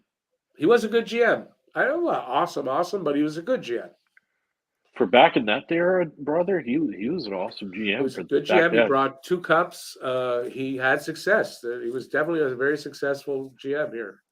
Nothing. I don't have bad things to say about Savard. I'm not saying that. He was a no BS kind of GM, and yeah, an old style GM. Yeah, definitely. Yeah, old school. It doesn't work today. I think that, but he today did in his day. You got to coddle the player, right? Today we have to coddle all the players, tell them that they're doing good and whatnot. Give them the Caesar every now and again. You do, but I mean, listen, you have to coddle all that generation, not just hockey players. And I apologize to people like Lucas, who's young, and anybody else who's young in there, but I'm sorry, it's the truth. In general, I'm only generalizing. It's not true for everybody, but no, it's not true for everybody. I just, I think back to the days when I played all kinds of different sports. There was no rubbing the back and patting you on the shoulder and telling you good job. It was just like, why could you do better? I agree, but it doesn't work anymore. That's the thing, right? Why do that when it isn't going to work on this generation? It isn't. You can fight it all you want, and it's not going to work. So you got to kind of adapt with the times. And I don't like this generation is too soft. I don't like it really either. But if you want success, you got to adapt to it. True that. I'm sorry if I offend anybody. I'm old school. I'm the same old school. I'm older than you, so yeah. What are you going to do? Not by much, pal. Not by much. Not by much, but enough. Enough. What are you, 53 or 54 now? 54. So there's 6 years difference. It's a bit. It's a bit. But you're right, not a lot. Oh, Drouin. I know I'm a little bit behind. I don't think you're that far behind, though. You caught up somehow. This drop back pass is really starting to piss me off. But all the teams are doing it. Just that it seems Montreal does it a lot more. But they've slowed that down. They're not doing it as often. But I hate the drop and then the double drop. They do it again. Oh. It's like, hey, if this isn't going to work, let's do it twice. You lose so much time on your goddamn penalty. I think you lose power play, speed through the center. You lose speed, but you're losing another dozen seconds. Yeah, I agree. But they're all doing it. Every team. Watch every team. They're going to do it, not every time, but they're going to do it too. Every freaking team, Pete, does it now. It's the new way to do the power play. Gone are the days where your goaltender could handle the puck and actually get it up to you and get that transition going even quicker. Yeah, because they're limited in where they can touch the puck, right? They got that. Yeah, I want the trapezoid gone. I want yes that and gone. no. I mean, I don't know. I mean, to some extent, I guess, but not all goalies handle the puck well. But maybe it's because of that the younger goalies don't handle the puck well. See, there's another drop back pass. Then over to Anderson. Yeah, over to they do it often. God damn it. There was And a nothing. period. There was a period of a few games where they were doing drop pass. The next time, double drop pass, then drop pass, then double drop pass. It's just a sequence. And it's like, to hell with the bloody, pretty passes and shit. Shoot the damn puck. Keep it simple and get shots on net. Yeah. And maybe even get set up a little bit first. I know too. I'm a lover. I know everybody well, not everybody knows that I love Arbor Jack guy, but that guy, just a simple shot at net. Just a simple bloody shot at the Keep net. it simple, stupid, right? Play kiss Keep hockey. the game easy. Keep it simple. Do old school. With so many rookies in the lineup, you got to kind of do that, right? And what's going on with Armia? Holy shit, rejuvenated or what? Okay, but how long did that last? A few games? Well, look at him here. He's been doing that. He was doing that though for a little bit before he potted his goals, but I mean, still no consistency there. No. But there's another salary we need to shed. Nobody's going to take it. 2 years after this, he's got. So I don't know.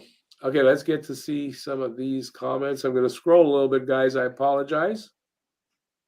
Yeah, this is the one thing that's bad about bringing me on. I get you talking. Well, what's bad about it? Well, we miss a lot of. I give everybody enough attention that the odd game. I hope they're not going to complain. I mean, I give a lot of attention to my chat. Just to let everybody know, love you all in the chat. Nathan's got it right. The old guard hired in the mid-90s killed Habs organization for a while. They did that. Training Patrick Waugh, the way they did it really set them back probably 20 years. Who's Seattle's GM again? Is that Ryan? What was his name? Ron Seattle? Francis? No, it's Joe Sakic. Joe Sakic? In Seattle. Seattle? Oh, Seattle. No, Ron Francis. You're right. I'm sorry. I heard Colorado. I don't know why I heard Colorado in my head.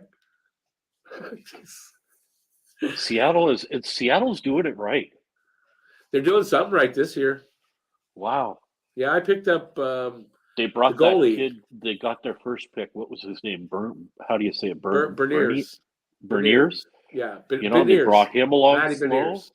Yeah, he's playing well. He's doing good. Yeah. Boy, is he ever. And they're doing the same thing with Wright. So I'm a little bit uncomfortable with how Wright may end up developing. I think he might actually turn out to be a damn good player. Yeah, okay, but why wouldn't he? I mean, I didn't change my opinion on Wright just because they drafted Slavkovsky. No, I just saw some things in the juniors and shit like that just kind of make me question. I get it, but he's a kid. I mean, got to give him a little bit of, ability to mature and change. How many kids are like that? I mean, no. And in today's day, right? We're just talking about that, right? Yeah, it's not a big surprise, and it doesn't mean he can't mature and become, a good. I think he's going to be a good, solid to a good, maybe even elite hockey player when he develops. I didn't change my opinion on him at all. You think he'll be elite? He has potential to be. I'm not saying he will. He has potential to be, though. Oh, there's my guy, Arbor. Everybody's guy. He's a fan favorite, my friend. Oh, and you can't ask for a better story than his, right? You can't. Right? There's not a better story in. Well, I mean, he's as good as anybody's in hockey. What I'm happy with here is Montreal stopped that leak for the offense, right? An early start for them, but they've shut them down since. They've done a good job. We start the game really slow, and I don't understand why. Lately, the last 10, 15 games. How many of those games have been 0-2 within 10 minutes? The first, And I don't understand why. It's like we need a couple of goals against us before we figure out, oh, hey, we're playing a hockey game. Yeah, we better. It's, in my opinion, it's all the rookies. I mean, this is the time of year, it's been a little bit now as well, that, it gets tougher for them. The grind is harder. And I just heard, I forget who it was, a player describing this. It's a harder grind. I think it was Nyland. It's harder everything on them. They're not used to the amount of games. They're not used to the weekday games. It catches up to them, and that's why the drop off. But it's good because the drop-off puts them where we want, and then these guys are developing at the same time. Having said that, though, they're also moving from city to city in a third of the time, not even a quarter of the time. Right? But that could work against them when they're young, right? They're rookies because it's a little overwhelming. They're not used to any of this kind of travel, this kind of treatment. Actually, you know what? Yeah, you got a point there because there was Arbor a said quote. it. Yeah, Arbor said it. He looked over at Gooley there and said, "What are we doing? We're sitting on a plane. Yeah. We're eating steak. Yeah. Is this really happening?" Yeah. He said that on the Knuckles podcast. Yeah. He was talking about that. So, yeah, that's, got to take everything into account. But the main thing is they're developing and they're getting precious ice time and experience that is going to be beneficial 2 years down the road. That's why I would like to see the likes of Dvorak, but Dvorak, Hoffman, all those guys, go sit in the bloody press box. Bring up these other kids that we have. It'll happen, though, at the trade deadline. It'll happen at the deadline. I know. So, I'm not patient, Rick. You know that. No, I know that. But, we've got 6 or 7 rookies at a time now on the freaking every game. How many more you want to add? This is what I'm saying, right? Make the whole team rookies, man. Get me that last draft pick. Hi, honey. Well, if it guaranteed it, they would do it, but it won't. So I think they're going to be fine I think they're in the right direction. They're heading down. They're holding though at 6 right now, but after the trade deadline, I think they're going to make another push to go down because there are bodies that are going to come out. There's going to be more rookies in the lineup, and it's going to be that much tougher. I got a funny feeling we're going to lose some critical pieces on defense, though. Some veterans. Edmondson. I think Edmondson. I don't think it's just going to be Edmondson. Who else? I'm scared. I got a funny feeling we're going to lose Savard. No, I don't think so. You know why? I think they really like Savard. I think they really like him. And I don't think they're going to. Yeah, I don't think they're going to move him. They love Savard. I don't think they're going to move him. And he's got 2 more years left on his contract after this year as well. I don't know that that's a cheap contract. It's relatively cheap. I agree, but I don't think they're going to. For what he does, it's. Yeah, I don't think I really. You got to remember that guy's. He's a great shot blocker. You got to keep veterans too. You got to have some. So I think Savard and Matheson are pretty solid to stay. I think Edmondson. If we were to lose, it's such a tough call. Do I want to lose Edmondson or do I want to lose Savard? Like, who would you want to lose? Well, I'll tell you what. It's for me. It's Edmondson because I believe Edmondson will bring you back a bigger haul. I believe Edmondson. Maybe packaged with a prospect will get you a first. Yes. So that gets us 3 picks.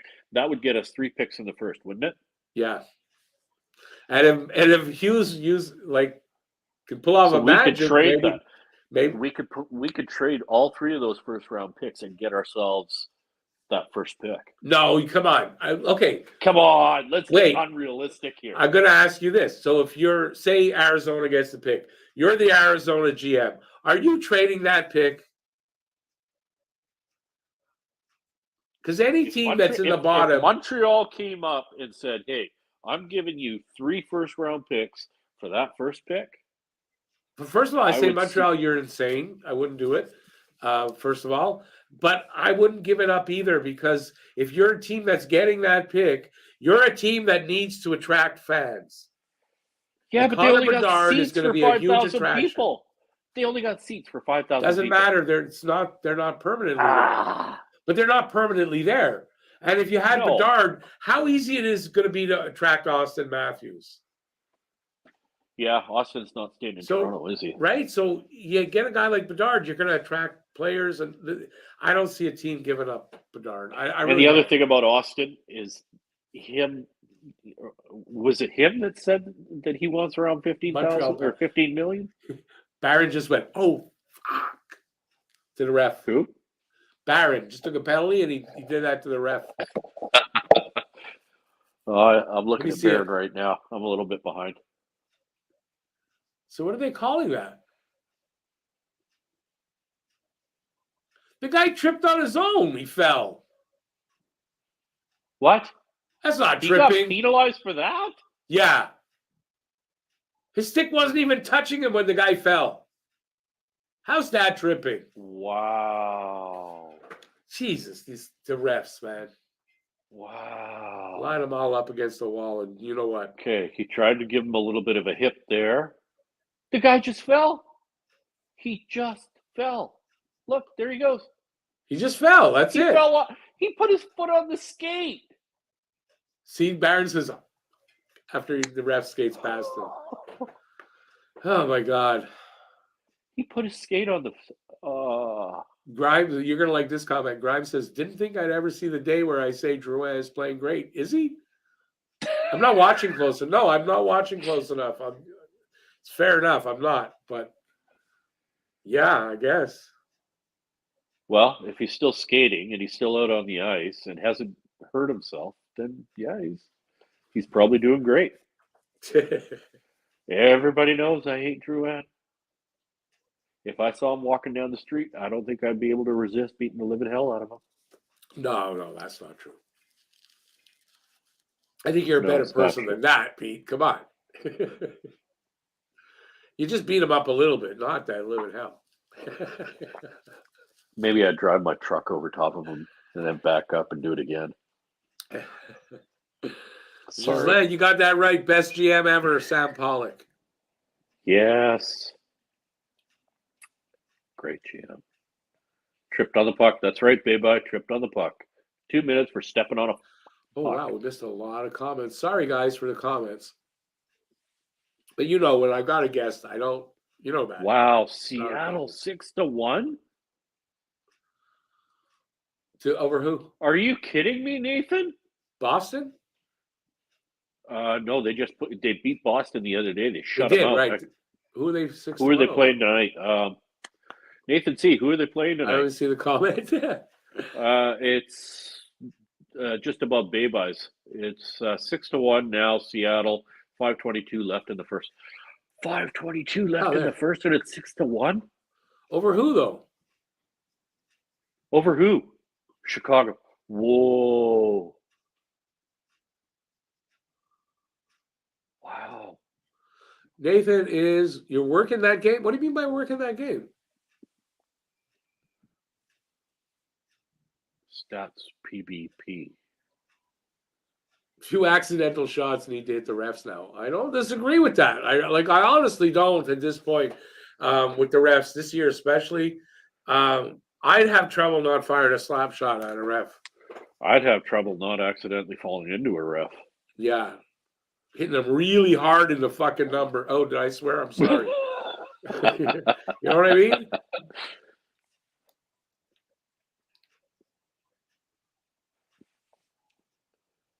Riley Giselle Kidney, says- 4 assists, 1 goal tonight. Yeah. See, that's another kid I can't wait to see.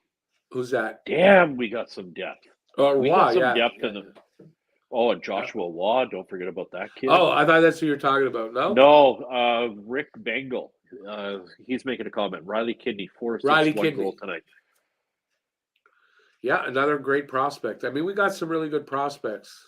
Oh yeah, don't you're down there. I'm trying to go through all the ones I missed to see if I want to pull anything out. That's why I didn't see it. Getting close to the end of this period. I apologize for not really being up on it. 2:15 left in the second. 2-0 still. So Montreal shut them down after the 2 goals, which was good. Gives them an opportunity. So Monty's kind of shut them down, giving them an opportunity to catch up now. Doesn't really look like they're going to do it, though, so far. But there's a lot of hockey left. There is. Still going to have another period left. And they're only down by 2. It's not a ton. No, but it is pretty hard to beat Sorokin. I mean, correct me if I'm wrong, but doesn't our boy Matt love Sorokin?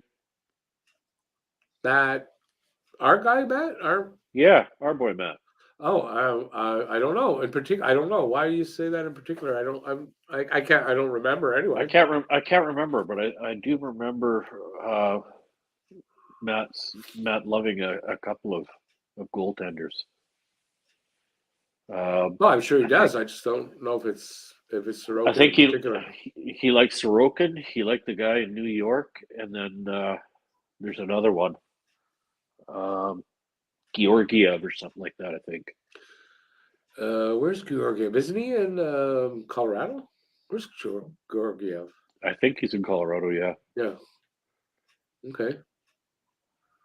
I don't know. Matt seems to have a knack for picking out goaltenders. He likes Shesterkin a lot. I like Shesterkin. I've got him in my pool. I love Shesterkin. Great goaltender. Giselle says they were asking, I don't know where, but if you can trade the first pick overall for Cole Caulfield and 2 first-round picks, would you do it? No. Me neither. No, I love Cole. Yeah, I mean, Bedard might not be the goal scorer. I mean, that Cole is. Cole is a sniper. You don't get rid of a sniper at his age doing what he's doing now. On You a don't do bad that. team, he's got 25 On a bad goals. team. On Right, a bad team. Come on. He might score 50 this year on a bad team. That's saying something at 22 years old. You don't move a guy like that. More years. You don't move a guy like some that. time. Yeah. You don't move a guy like that. No, you don't give up on a kid like that. Not at all.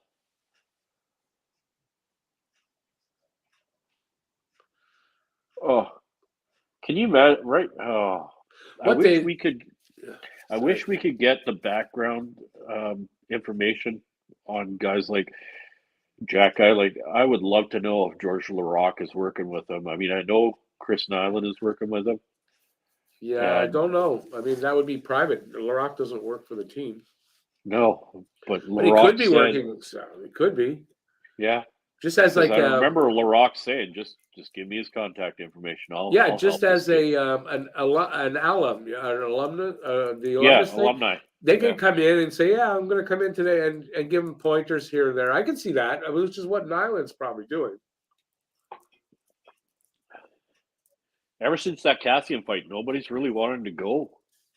No, he's had a couple of fights. He's had a couple, but this is what happens. Do you want to go fight him? I don't think so. So nope. And I love to fight, but no.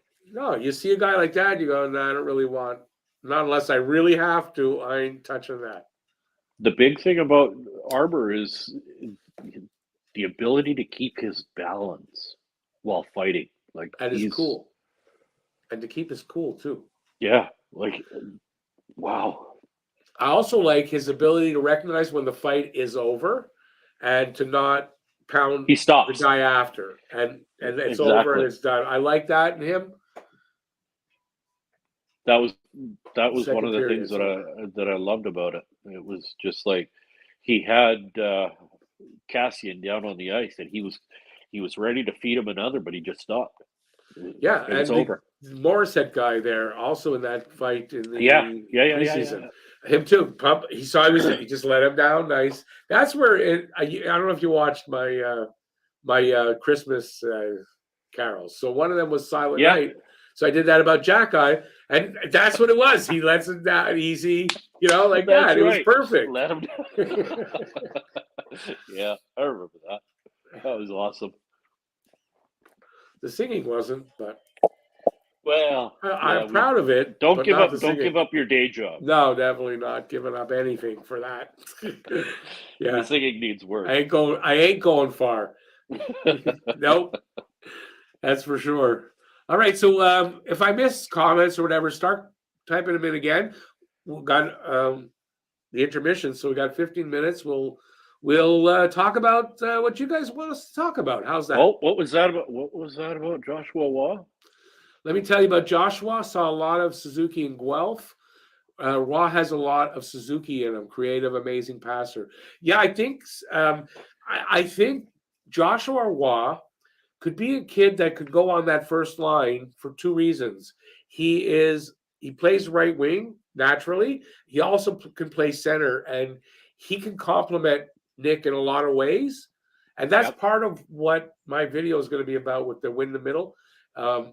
You want to have 2 guys. Like, I think a lot of teams are going to go this way. We're going to have 2 centers on a line. 2 guys that can play center. You kind of need it. Because they can offset each other really well. They can take over in the face-off circle, stuff like that. I think Joshua Waugh could be a guy that can go on the first line, allow Dak to fall back to the second line. Yep. And then you got great. Oh,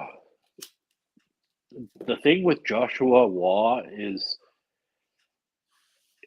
he's an incredible hockey player. Like I was watching him in juniors. Like you watch the way he plays and the way he fights for the puck. He's got the 200-foot game hammered right down. Yeah, well, you know that it was something that I remember reading about him going into the season, that this was something he was working on specifically this season, is to become a 200-foot player.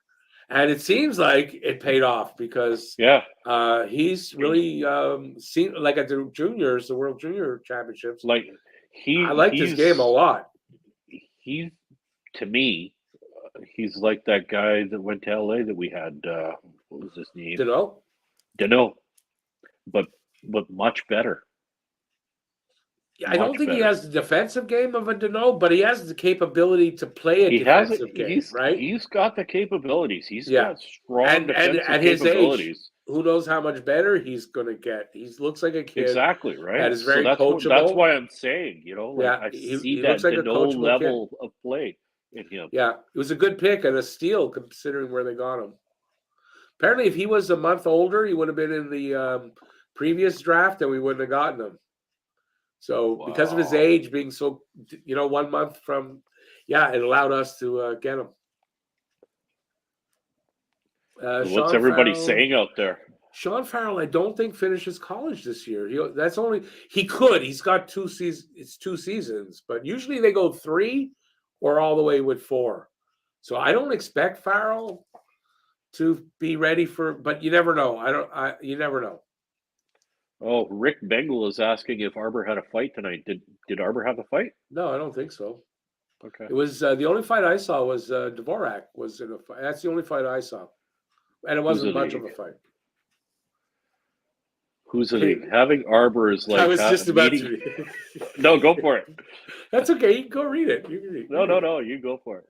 Okay, he says having Arbor is like meeting your daughter's first boyfriend with a shotgun on the desk. The kid won't do anything stupid, so the shotgun doesn't need to shoot often. And it's exactly a good way to put it. It's exactly it. I love that. Yeah, that's what he is. And his team. It's not lost on any of his teammates. His teammates apparently love the kid, and they you can see why. They don't just love him; they respect what he does for them. Yeah. He's a popular like player I said, amongst he's made it so that a lot of the 5'10" guys are playing like they're 6'2". That's right. They're playing bigger than they are. They got confidence. Confident in that part where they know they're not going to get. In general, they're not going to get creamed or bullied around because they're going to have to deal with him at some point. Even if it's not a fight, it's going to be a hell of a body check, and we've seen him do that shit. Oh my God! So we know he does it. He's nailed some people, eh? Exactly. So Jesus. Yeah. Hey, here's a quick question. Just came to the mind. Do you think PK has the ability, or no? We'll just stick with the word ability to become like an assistant coach or PK Subban? Yeah. It's not is it the ability or the desire? I would think. I don't think that's what he wants to do.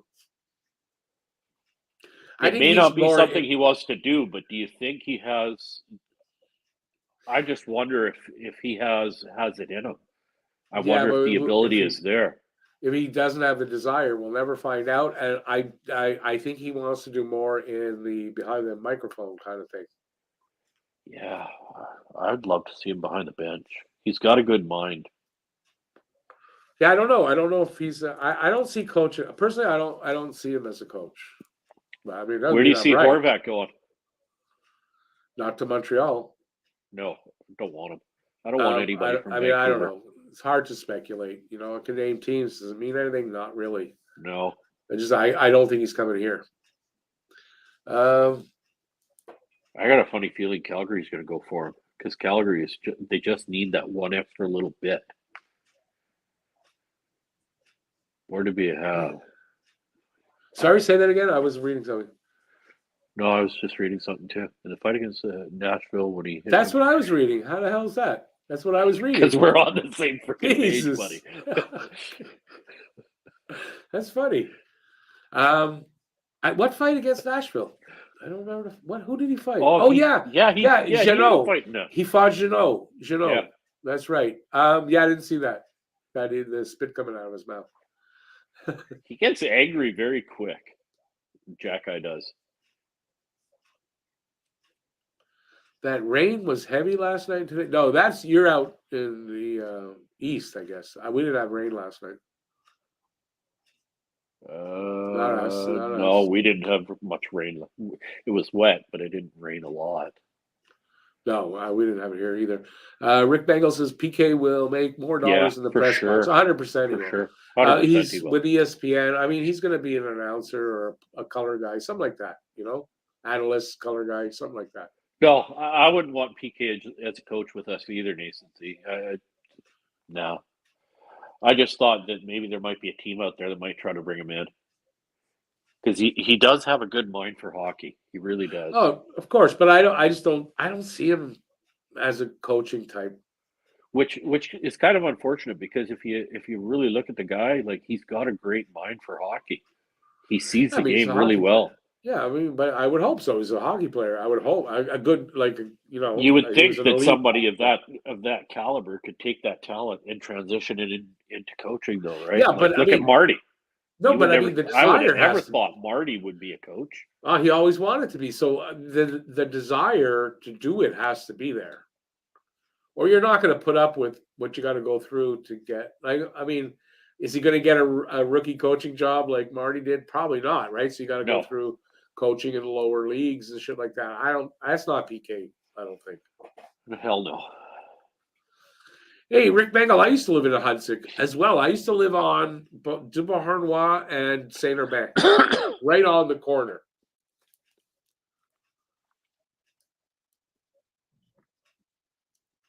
So, Nathan, explain to me. I forget. You probably did already. What is it you do exactly covering this kind of stuff? I forget. So I apologize, but I forget.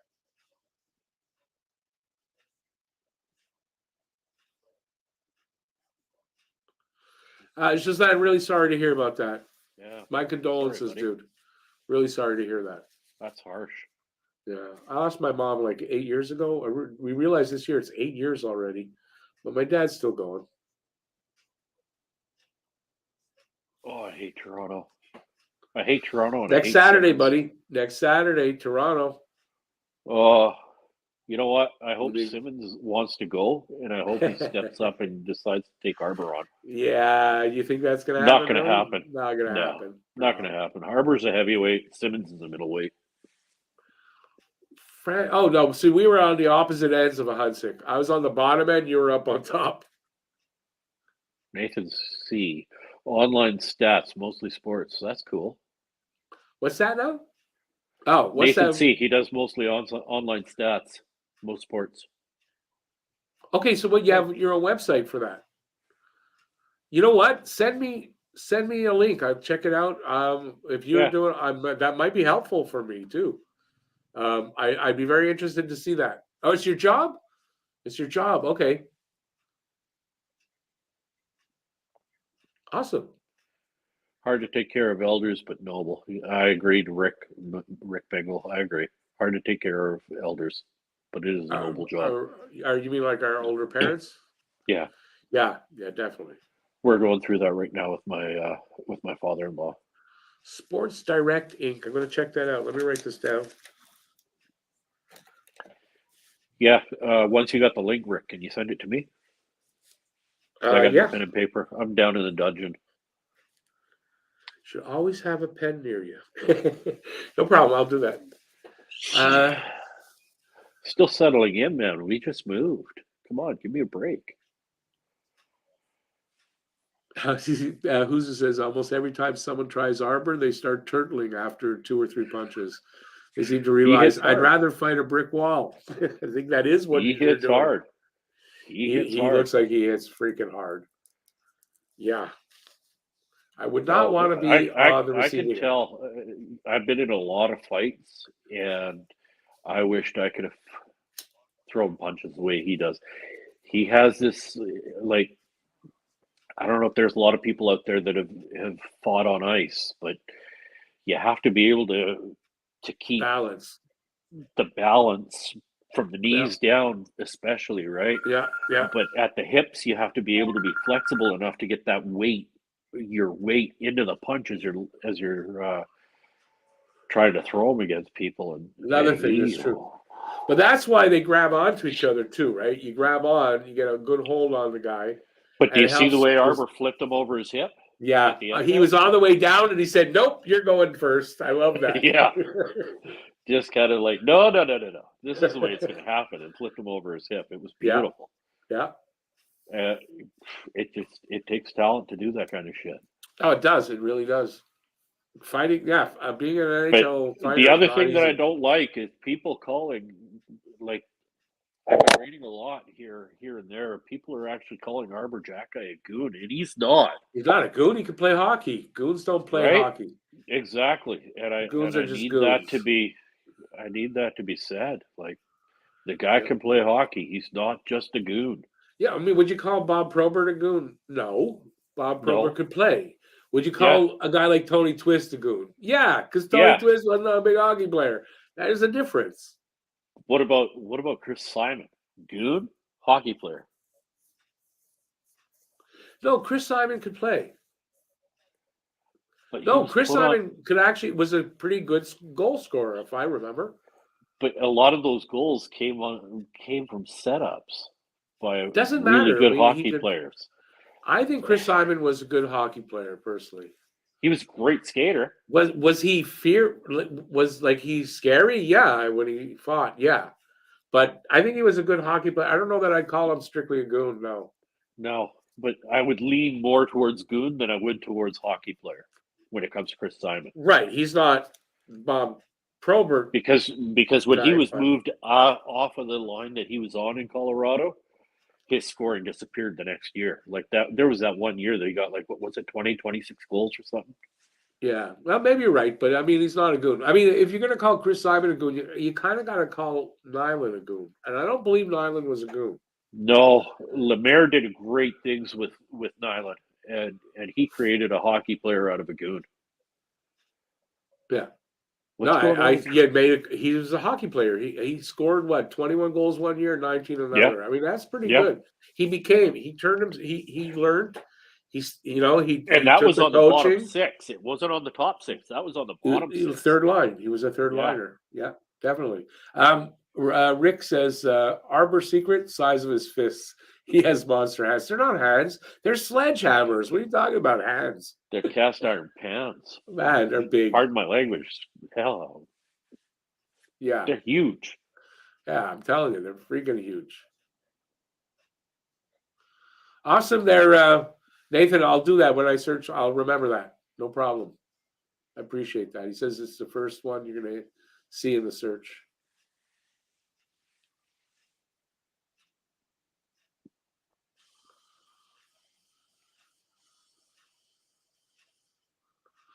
Adrian says he's optimistic in the third. They'll bounce back hard. 3 goals in the third. Yeah. It could. And if that happens and they don't give up any, I have the score right because one of my 2 guesses was 3-2. I don't know. I'm not confident right now in that, but there's enough time.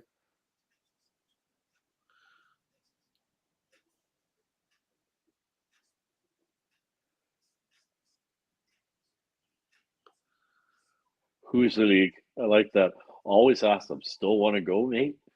And they'd insult me in return. That's funny. I used to do that when I played lacrosse. So you want to go, bitch? Oh well, that of course. The fight against the Preds. That's what they did. As soon as the puck dropped their gloves, they went. Yeah. So that wasn't. I mean, that was decided before the puck dropped. Yeah. I miss those days. Nothing like throwing punches. But it's just that garbage goals. If you're talking about that, then if you're gonna say, well, it's just garbage goals, then Phil Esposito was nothing special because Phil Esposito in his day was the king of the garbage goals. He came up in front of the net on rebounds, on tips. I mean, that's garbage goals. There were a lot of guys like that. I mean, nothing wrong with that. Dale count, Hawerchuk right? was a garbage goal guy then. Yeah, Right? they count, right? They count. They're important, and they A win goal's a games. goal's a goal's a goal at the end of the day. That's right. Shane Wright got a goal tonight, says Rick.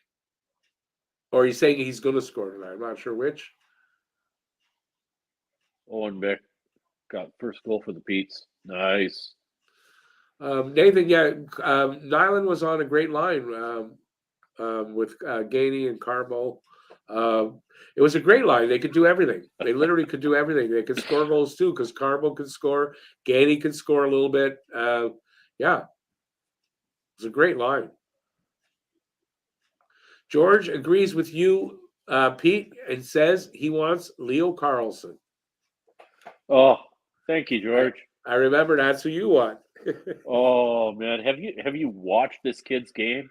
Well, I watched him in the juniors. I don't know that he impressed me, but I didn't watch closely. It was what, Sweden he's with? Sweden? Yeah, he's with Yeah. Sweden. He's like 6'4", Yeah, he's big. He's Actually, I think he's 6'3", because I was just looking at that. Fantilli is 6'2", and Carlson's an inch taller than him. Okay. He's still big and beautiful.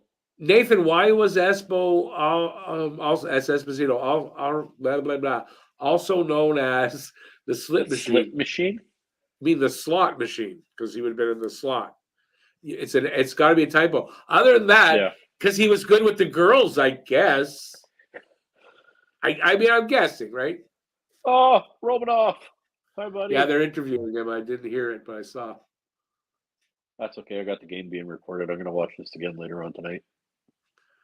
Hey, Rick, awesome. Rick was a goalie in lacrosse, played for the Montreal Quebecois reserve team. They're just facing off now for the third.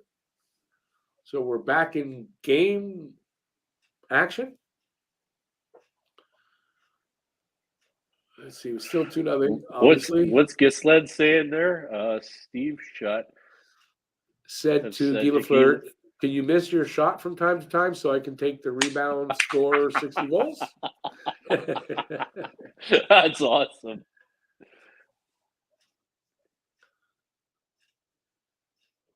What do we got going on here?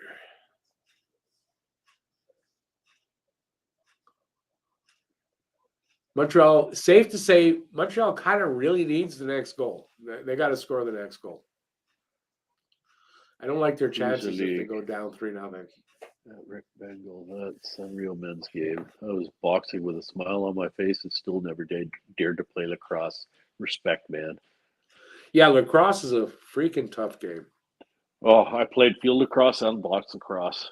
It's hard. It's a tough game. Only tougher because you're not wearing pads really, and you're taking some hits. The only tougher I think is either Australian rules football or rugby. I mean, that's tough. Those guys, those are probably the toughest athletes I've ever seen. The only difference with that is Australian rules football and whatnot. You don't have to fight. You got to fight in lacrosse. Yeah, that's true. True. I've gotten into a couple of nasty scrubs in lacrosse. I got kicked out of the league for a little while because when I ripped the guy's helmet off, I also took his ear off. Oh, nice. Did you say to him, can you hear me now? Well, no, he shouldn't have done what he had done. I mean, you don't spear my goaltender. And then you walk, but you see, you take the helmet. They go, can you hear me now? You walk a little bit farther down. Go, can you hear me now? Can you hear me now? No, once I got that helmet off, I was too busy breaking the nose. Well, there you go. A broken nose goes well with a ripped off ear. Oh, yeah. Give him a matching set, right? Yeah. Well, I was a nasty lacrosse player. I was a very nasty lacrosse player. Doc just had a really good chance there. So did Slavkovsky there. Sasquatch. No, Slavsquatch. Excuse me. Slavsquatch. Slavsquatch. What do we call him? The Slavsquatch. That's Habs tonight. They've got that one on T-shirts. Yeah, give it a little bit longer. These kids are going to be awesome. Oh my God! 2 to 4 years. Awesome. 2 to 4 years, and this team is going to be. I'm thinking a contender. Yeah, I was thinking 2-3 years. Easy. Yeah. Yep. 2 to I 3 like years, and they're going to be looking like the Colorado Avalanche with McKinnon. If we get all the right pieces, which I'm sure we will. 2-3 years. No, literally, they're going to be starting to look a little like the '70s Habs. Oh, I don't know, Rick. 70s Habs were pretty incredible. I said a little. I didn't say exactly, but I mean they're going to be built along those lines. You're going to have a big 3 on defense, maybe a big 4. Yeah. You're going to have. I'm telling you, you're going to have 70s some good Habs, lines. bro. That was wow. That's a big compliment. I see it forming. I see the way they're building. What was I'd love to know what was going on there. What was Marty St. Louis saying to Burroughs? To Burroughs? Oh, I didn't see. Yeah. They just showed it on screen. He was saying something to Burroughs. Are we on the power play? No. No. I don't know what he was saying. I didn't really notice it. I wonder if he was giving Burroughs shit. Don't know. Can only assume. I want to rewind, but I can't. Well, I can, but I don't want to. But I do want to. Well, what? Make up your mind, why don't you? I can't. I can't. What's everybody saying now? So we're almost 3 minutes in here. Montreal's got possession. They're moving the puck around a little bit. Putting a little pressure here. And getting rejected. Puck sent all the way down. We're going to get an icing call, I believe. No, even Edmondson was surprised. No icing? I swear, I don't know what icing is anymore. I'm very perplexed when it comes to icing right now. Right? I don't get it. Sometimes I see them from behind the net, throw the puck. It didn't hit anybody. And it's no icing? How is that? Now, maybe I didn't see that it hit somebody, but I don't think I'm wrong every time. I'm going to play real dumb here, but is there a rule that if the puck hits the board before it hits the red line and goes past, it's I don't know. icing? Maybe I don't know.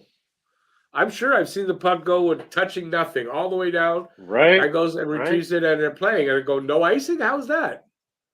But no, I don't know. Icing's become something mysterious, like goalie interference. They're off in the same corner having sex. That's what it is. Oh, don't get me started on that shit. What, sex? No, the goalie interference stuff. Yeah, I know. That's really starting to get to me right now. It's crazy. They need to solidify what goalie interference is and what it's not. Oh, not just that. On a lot of calls, they need to solidify, have some kind of standard if they can. A little bit, anyway. I don't know. I really don't know. It's frustrating. I do remember the Grim Reaper, Stu Grimson. But a goon. I mean, Grimson, was a goon. He was a full-on goon. So was Nick Fatio. Yeah, for sure. Wade Belak. Wendell Clark was a hockey player. Wendell Clark was a hockey player. No, he wasn't a goon. No way. No way. I've gotten into a few arguments with people about that one. It's just like the guy could score. Like what the hell? You know, Rob Ray was a goon. Like there's tons of goons out there, but yeah. Who's who says to you? This is what Marty said. I know why your name is Burroughs. I want to bury you as well. I love it. Who's who? I want to bury that bastard as well. Jesus. Rick says the Toronto-Boston game is very good. What, you got a score there? Is there a score? Yeah, what's the score of the Toronto-Boston game? Nathan says goalie interference is near as bad as the late 90s skate in the crease crap, and that's true. I hated that one. Nathan C., I love it. Tony Twist, I love Tony Twist. Great fighter. Yeah, but no, a goon, though. I'm sorry. Full-on goon, but a great goon. Just like John Kordick was one hell of a great goon. Kordick, I just saw someone put a fight of his on Twitter. Man, I forgot what a beast he was. Wasn't he? His fists were flying like crazy. The guy couldn't do anything. There was just fists. And that jaw, you could not knock that guy out. I forgot how much of a beast he was. All right, well, we're over 5 minutes in here. Still 2-0. I don't know. Is there going to be another goal in this game? 29-20. That's the shots favor of the Both Islanders. had cement heads. Yes, they did. Both had, yeah, very true. You had to. He was hitting the helmet. He was hitting the face. He was hitting the chin, the neck, the shoulder. But he was just throwing them, man. Was Basil McRae really? He was a good scrapper. He was okay. He was okay. He was only okay To me. as a He goon. he was more of a punching bag, kind of like Tim. Right. Hunter. He was okay as a goon. That's about it. I remember. Yeah. I remember. Not trying to knock you, just slaying. John Kordick had arms the size of a column at the Forum. He was strong. He was big. The problem was, John Kordick roids. was a beast. Yeah. Yeah. If it wasn't for the roids, though, would he be a beast? Maybe, maybe not. But he wouldn't have been crazy. No, he was crazy. Yeah. Yeah, he raged a lot. That's why he died, wasn't it? After a rage. I believe so. Something like his heart exploded or something like that, wasn't it? Yeah. Something like that. What's going on over there with the Savard's going to get a penalty for holding the stick. Watch. He kind of was, though. Did you see it yet? Not yet. I'm at 13:24. Oh, clock's Here not comes on. Savard. Yeah. They're rolling around on the ice. The guy's pushing his. Oh, come on. Okay, yeah, he's holding the stick. He was holding the stick a bit. Yeah, he's holding the stick. That's a fair call. Yeah, I agree. Yeah. I don't like what happened the other night. I was watching something. One of our guys got Barron embellishment. Yeah, I didn't really see it close. I didn't but like that. they wanted to have offsetting calls. Yeah, that was bullshit. It wasn't. It may have been a little embellished, but you gotta let. You can't start making that call because now he's going to have a target on his back. He's not going to get the calls when the calls need be, because other refs are going to be looking at him like, well, maybe he was embellishment. Maybe there was a little No, embellishment I'm there. not worried. If he does that over and over and over again, maybe. But hey, Danny Temernak, how you doing, man? The Kordick for Russ Cardinal trade was an amazing trade. Yeah, Getting Cardinal for Kordick, yeah. for sure.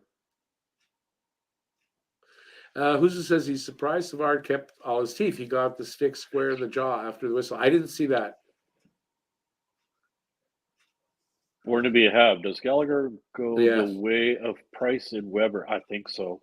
Yeah, he might just do that. I think his hands are done, Rick. I really do. I think He it's doesn't- not just his hands, but have you? I think his body heard or is. read? Yeah, but have you read any of the comments or stories about his No. hand surgeries and stuff? Like his hands are pooched Yeah, well, I to think the point where he's lifting, when he's doing his weight program, he's actually strapping up just so they Yeah. can grip the bar properly. Yeah, no, I think there's I don't think the body's going to hold up. Considering he's got 5 years left, I don't know what the hell they're going to do, but put him on the LTIR. And maybe that was the plan all the way, right? Well, maybe having him on the LTIR for a full season might allow him to heal up enough that he can get something But- out of the rest of the time. But if you look at the bigger picture, maybe having him on the LTIR to finish out that contract, it doesn't go against the franchise the way it should, right? So Well, yeah. it still allows him to be paid, and it allows Montreal to get him to off still the move books. forward. Yeah, for sure. So There was maybe no that news was- today on Galley. The news was 6 weeks minimum. yesterday or the day before. Matthews just scored an exquisite goal. No, we don't believe in that here. We don't believe in that here. Don't believe in what, Rick? Sorry, I missed it. That Matthews can score exquisite goals. I don't believe that. No. No. Matthews is one of those players that he's like OV and Sydney and all those guys. He's got puck luck. Who's that? He's got Matthews? skill. Yeah, he's got the skill, but he's also got a lot of puck luck. But you know who has more goals than him? Doesn't Cole have more goals? I don't know. I know Matthews definitely not having the season that he was. I don't know. At one point he did, Cole. I don't know if he still does, though. I'm just saying. And at the end of the day, it doesn't matter who has more goals. For now, I'm just happy to see us be competitive.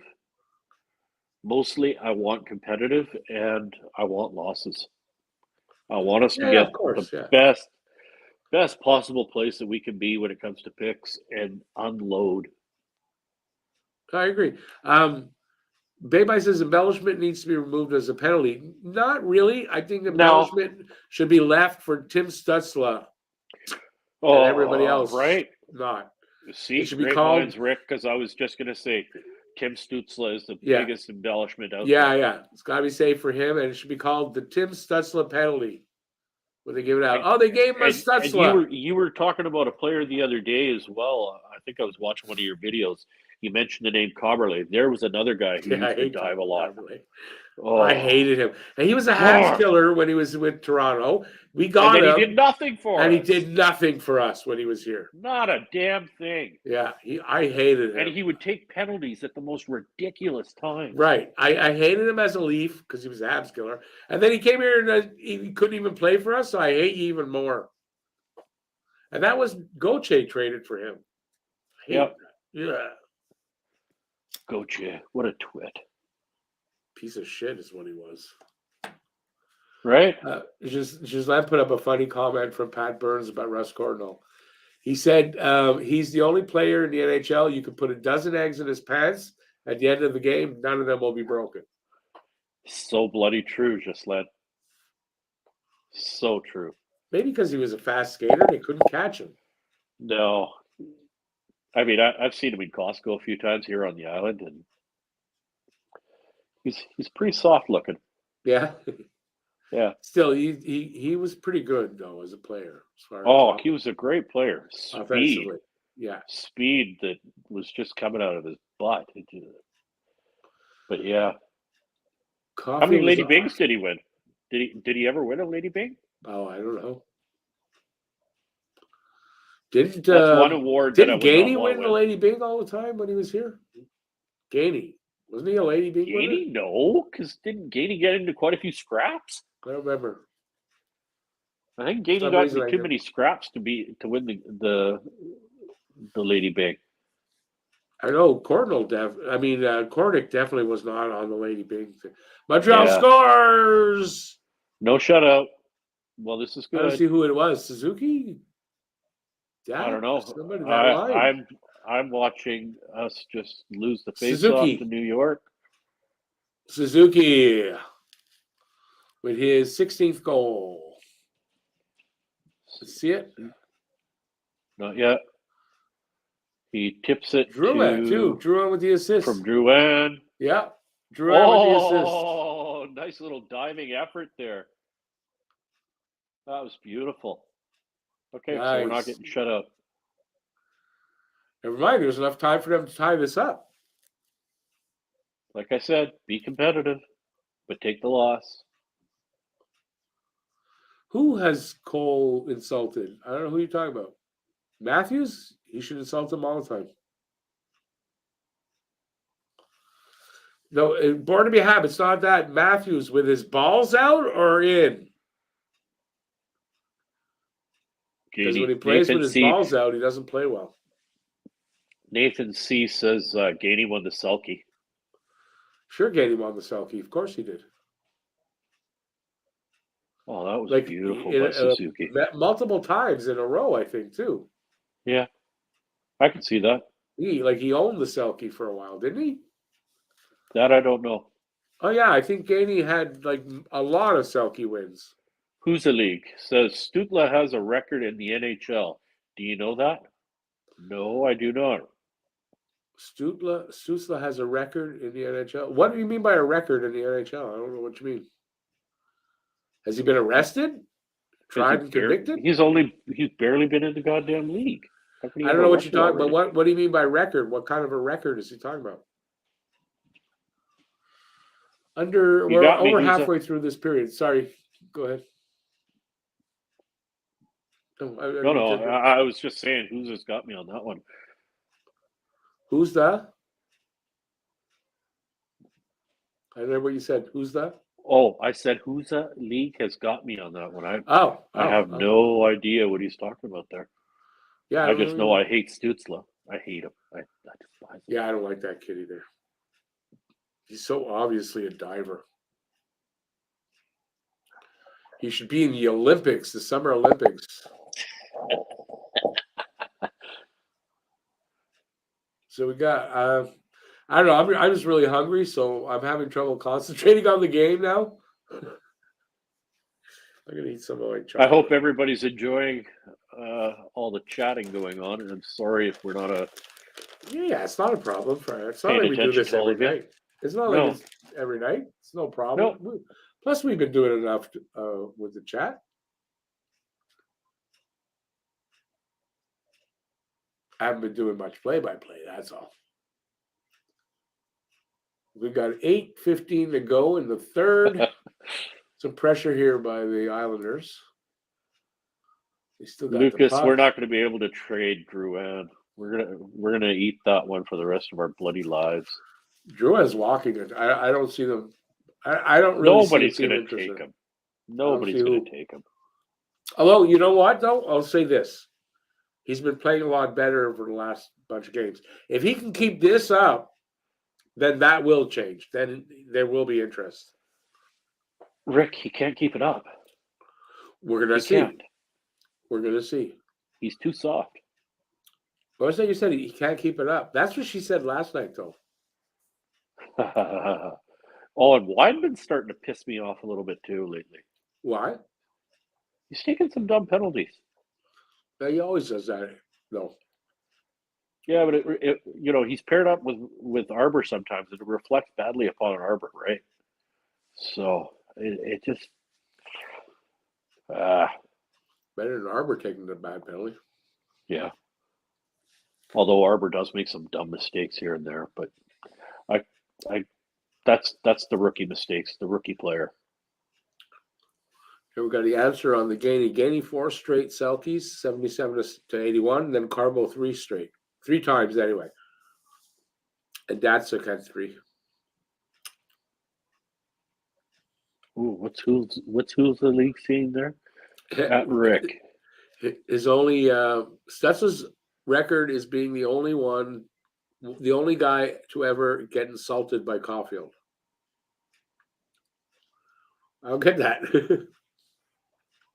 Yeah, if you go up a couple, who's the league that's got a little something there? Oh, Datsuk won the Selke 3 times. Okay. Yeah. Bergeron's won it 5 times. Wow. Impressive. Oh, the only guy that Cole Smile Caulfield has insulted, and that's okay. I don't remember that. I don't remember that at all. When did that happen? Yeah. 6:20 to go. We got a face-off. It is to the left of Monty. 35 to 23 shots on goal. We're getting kind of badly outshot. Nothing new about that. That's happened many times this year. Did that backhand go wide? I think so. Sorry if I'm making noise, but I'm kind of hungry. This will suffice till I can eat. Who's taking that draw? Is that Doc? Yeah, that's Doc. I didn't see. Yeah, Doc will take one every now and then. He usually loses them. He's not great on faceoffs. He's Okay, got to improve his that. stance is unorthodox, but he won that one. He's got to work on the faceoffs big time. And He's I'm gotta sure put they some- are working on He's it. got to put some weight on. Well, he's young. He's gonna fill out a little bit. Yeah, he's He's only gotta fill out a bit 21, more. 22. How old is he? 23 maybe. Oh, I thought he was older than that. Okay. No. He's really young. Well, as a matter of fact, he's 22 or 23. He's drafted Well, I thought he was in 24, Caulfield's 25. draft. He was drafted the same year as Caulfield. Okay. I thought he was a little bit older. Oh, nice deke there, Savard. Oh, look at him stick handle. Damn. Every now and then, Savard's got some offense in him, man. He's got moves Right? every now and then. He's got the moves like Jagger. Yeah, Drew, I don't know what's up with him. I don't know. He has been playing better over the last, I want to say 4 or 5 games, but I could be a little bit more critical of him. So maybe it's a little longer than that, but he's been playing better. I have to give it to him. Problem is, It's not consistent enough for me. right, as Pete was saying, right? How long will that last and all that? Well, we'll see. Listen, if he wants to get a contract somewhere, he better start freaking playing, right? There's that, but during this period where he's been playing better, he did have a spot there where he got whacked in the wrist or something, and he took half a dozen shifts off. Okay, but he's recovering from 2 wrist surgeries, so I know. He hurts me right there, right there. Lucas Monti, I think he got scored on first 2 goals. He shut it down after that. So I think good on Monty. And Doc's only 21. He's only 20. Well, he's I guess 22 soon because January 21st is his birthday. Yeah, because Cole just turned 22 and they're in the same draft. Thanks for that, Nathan C. Thank you very much.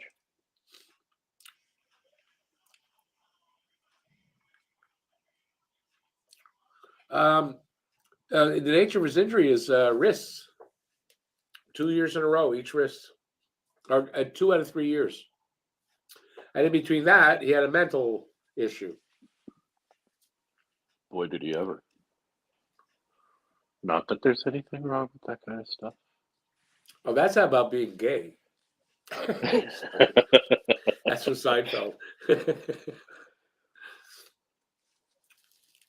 No, listen, good on him. He reached out and got help. I'm not, but it's just that every year there's something. So we'll see. Does he play till the end of the season? Now that you said that every year there's something, do you think it was an easy way out just so that he didn't have to play, didn't have to work for the money? No, I wouldn't say that. No, that's me. No, that's really. Really? No. Yeah, no, I wouldn't say that. No, I don't know. No. I wouldn't put it past him. I'm sorry. Well, no, I mean, last year was the wrist injury. It was legitimate. I mean, he had a wrist injury. It's not that I wasn't calling out that he didn't finish the seasons when he got the injuries. It's just that it's every year there's one thing or another that he doesn't finish the season. That's all. But I don't think he did it on purpose like that. No. I won't go there. All right. I'll stay out of it too then. You do what you want. You're allowed your opinion, dude. Come on. Yeah. What did you do? Did we get a penalty? I don't think so. I'm ahead of you.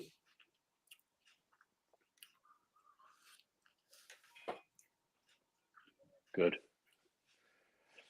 Well, George, it's a wrist injury, so yeah, shooting would have been a problem for him for sure. Brad, you're like 2 days late on that. Priscilla Presley, that's 2 days ago. Yeah. Yeah.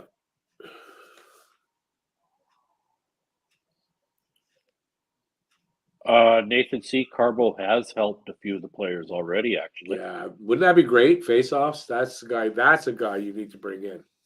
Yeah, no, he's Carbo actually was great. I have heard that he has been at the facility and just given some verbal tips to a couple of players.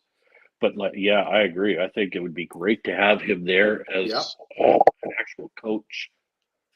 Hey, and when he was coach, they had a really good power play. Didn't they? They right? did. They did. They had the number one power play in the conference. They had a great power play. Yeah. He's got a great creative mind. He's somebody that should still be coaching, I think. But yeah, he got the shaft when he got fired here. Yes. So we're under 3 minutes left. They're running out of time to tie this up. Come on, Doc. Get in there, buddy.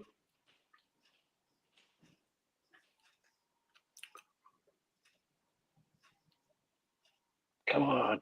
Get that puck out of there. Yeah, if we could get a few players, I know they're young, but if we could just get them to bulk up a little bit, it'd be great. Who's that? Oh, just the likes of Doc and a couple other little guys. Like I like to see Harris put on a little bit of weight. But you know that they will over the next few years. Oh, for sure. At their ages, You know me, I'm impatient. I want it now. Yeah, I know. But look at Slav. He's starting out at 238. Can you imagine when he gets a little more muscle in there? Wow. Yeah, he's going to have a problem trying to stay lean and agile. No, but they'll work. They'll give him a workout program that'll do that. I mean, he won't be on the same program as Cole Caulfield or something. No, obviously, right?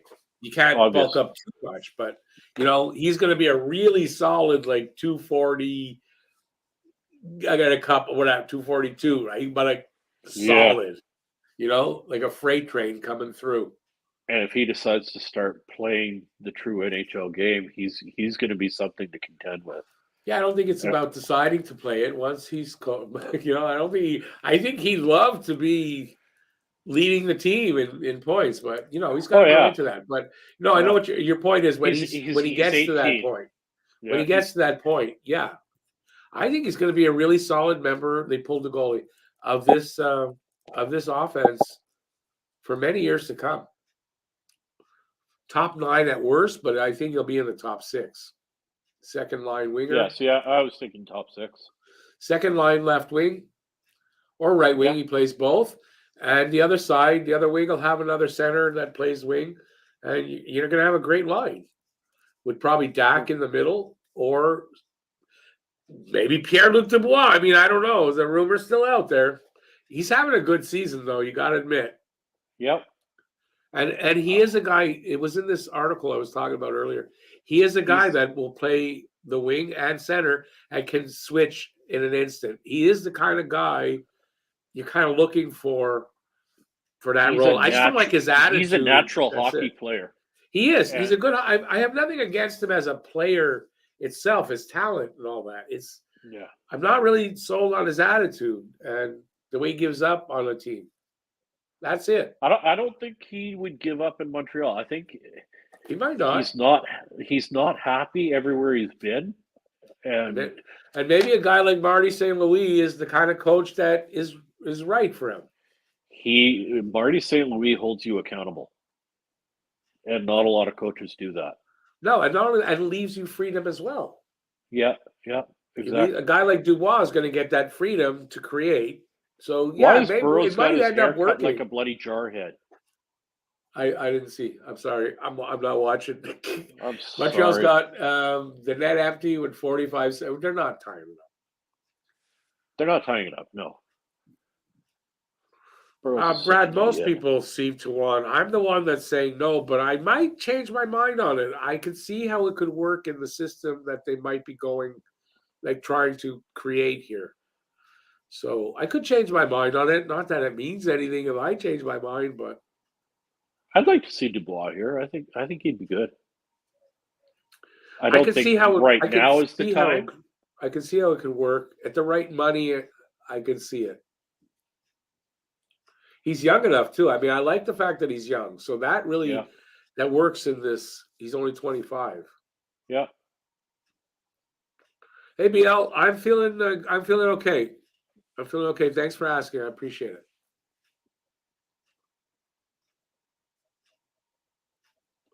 So it ends up 2-1 for the Islanders.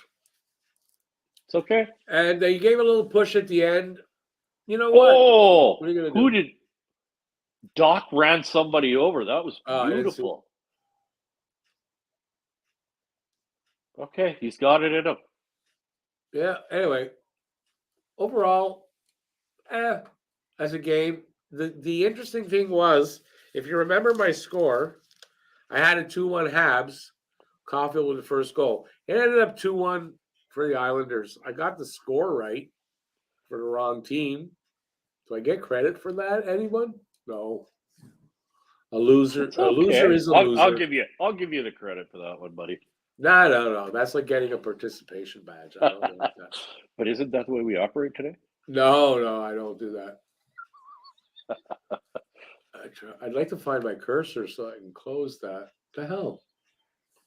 My cursor doesn't want to go on the other screen at all. Oh, Brad Arsenault is off to the Yukon tomorrow. Enjoy the cold, brother. What the hell?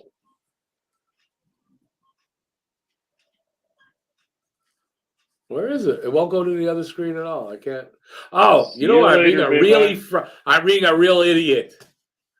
I'm on TV there. It's not my. That's why the cursor won't go there. It's on freaking TV. Oh God, I'm dumb sometimes, man. At least I admit it. Let's see. We all have our blonde moments every now and again, right? No, BL, not just a cold. I mean, you can see my name there. I've got COVID. Tested. If people don't believe me, I got my. Oh, it won't show because. Yeah, who's the league? I agree with you. Look at that. There's my box minutes. of tests, but it's green, so my green screen thing is picking it up. But you can see it's tests. That's cool. Yeah, it's funny. So I'm gonna test again on Monday and see if I'm off. But I'm feeling really good, so no worries. Oh, what a great day! I'm okay with this game too. And besides, they got the loss. They got a loss, big deal, and it counts for them going down. They got the loss. They were competitive. They got the loss. Right. In the end, they played a 60-minute game, that would have been great. I agree with Who's the League. It would have been nice to see a 60-minute performance. I do not want to watch Boston Toronto. No. 3-3 tie. I'm not watching that. I thought you meant Montreal playing Boston or Toronto. That I do want to watch. No, I don't. I don't want to watch Boston Toronto right now. What's the score? 3-3 tie with 4:13 left in the game. Go Boston! The only time I'll cheer for Boston is if they're playing Toronto. Oh man, I hate Toronto so bad. I hate Toronto more than I hate Boston. So. Born to be happy. Monty did play a good game. It started out rough, and then he definitely picked it up because he shut them down the rest of the way. Monty's had 2 good games in a row. One he won, one he didn't.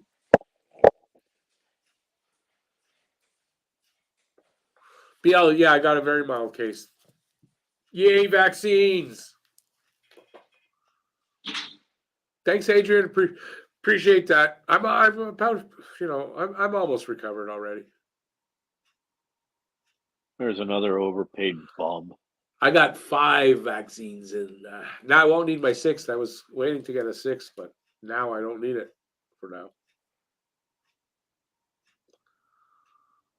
Who's the most overpaid bum in your opinion on Toronto?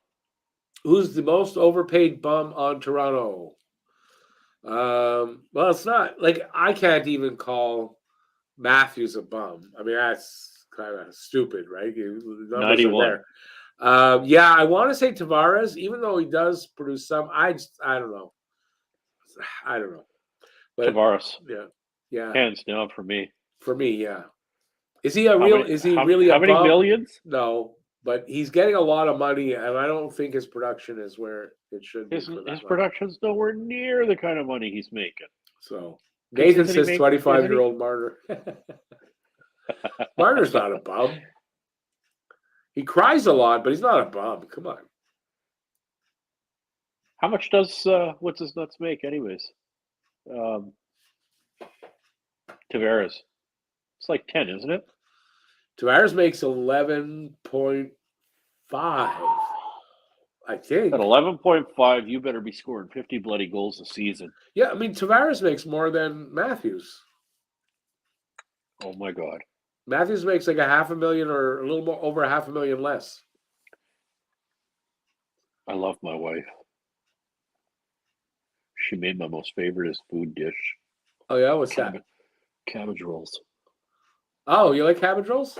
Oh, I love cabbage rolls. Now, what style? Because I'm a Jew, so Jewish style is what I'm used to. But what would you call that? That's not Jewish style cabbage rolls.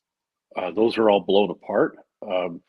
Just rice and ground beef mixture wrapped up in cabbage kind of thing, right? With Yeah, the I guess sauce and it's. stuff. I mean, it's basically the same. Yeah, yeah. I was never a fan of that when I was a kid, but I like it now. Definitely like it now. I like cabbage. I like cabbage in different ways. Oh, I love Is that cabbage. because I'm getting older and us old people eat cabbage? I don't know.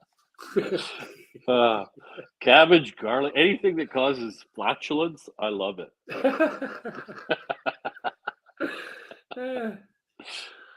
BL One way says to gross your Tavares. teenage girls out. BL says Tavares is having a good year though, but not for 11 a year. I think it's 11.5. I thought it was 11.5. What? 77 million? Okay, so it's 11. Yeah. Oh, Boston scored. 11 years. Holy shit. Go Boston, go. Go Boston, go. BL, I agree with you. I'm just wondering. I was curious as to style. It's not that it's no good. I didn't mean it that way. I like all kinds of different food. I don't mean to be rude, but I haven't had lunch or anything today. No, me too. No, we're gonna go soon here because same thing. I gotta go eat supper soon, and I want to talk with Pete a little bit before. Oh God, we go. You got a few minutes after? Of course. You can eat while I talk to you. No problem. Awesome dinner, honey. Thank you. Yeah, where's mine? Yeah. Ask her. Where's mine? Rick wants to know where his is. How long do I have to wait for delivery? There's lots. Tell him to hop on a plane and get out. Oh, well, no, I want it delivered. I got COVID. I can't do that. Come on, I got COVID. That's okay. Don't you have pity okay. on me? We got a big basement. We got a big basement. You can come hang out down there. Can't get on a plane. I got COVID. Drive. I'll drive. Can you see me? How long would it take with my scooter to get there? Oh, I have no idea. I know I made it from Winnipeg to Quesnel in 18 hours. Yeah, but not on a mobility scooter. That would be. Imagine me on the highway on a mobility scooter. Be like out of a YouTube video. Some old asshole. It'd be hilarious. Yeah, it would not be hilarious for me. Oh God. All right. Yeah, I mean, considering my voice and everything, we're going to take off. Because we're back tomorrow in less than 24 hours from the start of the game. So don't forget, it's 5:00 tomorrow. I'm going to be doing. I hate back-to-backs. Yeah, me too. I hate back-to-backs, especially when it's less than 24-hour turnaround. I don't like that. So it's a 4:00 pregame, 5:00 game. They're going against the Rangers. Probably another loss, especially since it's back-to-backs. But I'm going to be here, so hopefully you guys will join me there too. As I appreciate that and appreciate you being here tonight. And same thing, Pete. Thanks for coming in. I always appreciate that. And we'll have you back soon. Brother. And we'll have you back soon for sure because I got requests for you. You know, oh really? We were asking in the chat, hey, when's Pete coming on? So had to have you back. Anytime. No, it's true. It is absolutely true. Okay, so thanks everybody for being here. I'll be back tomorrow afternoon, so hopefully I'll see you then. Till then, stay safe out there. Peace out. Bye, everybody. And see you tomorrow. Night. Ciao, everybody. If I can find my damn curtain, there it is. Ciao. Boston wins. Yes.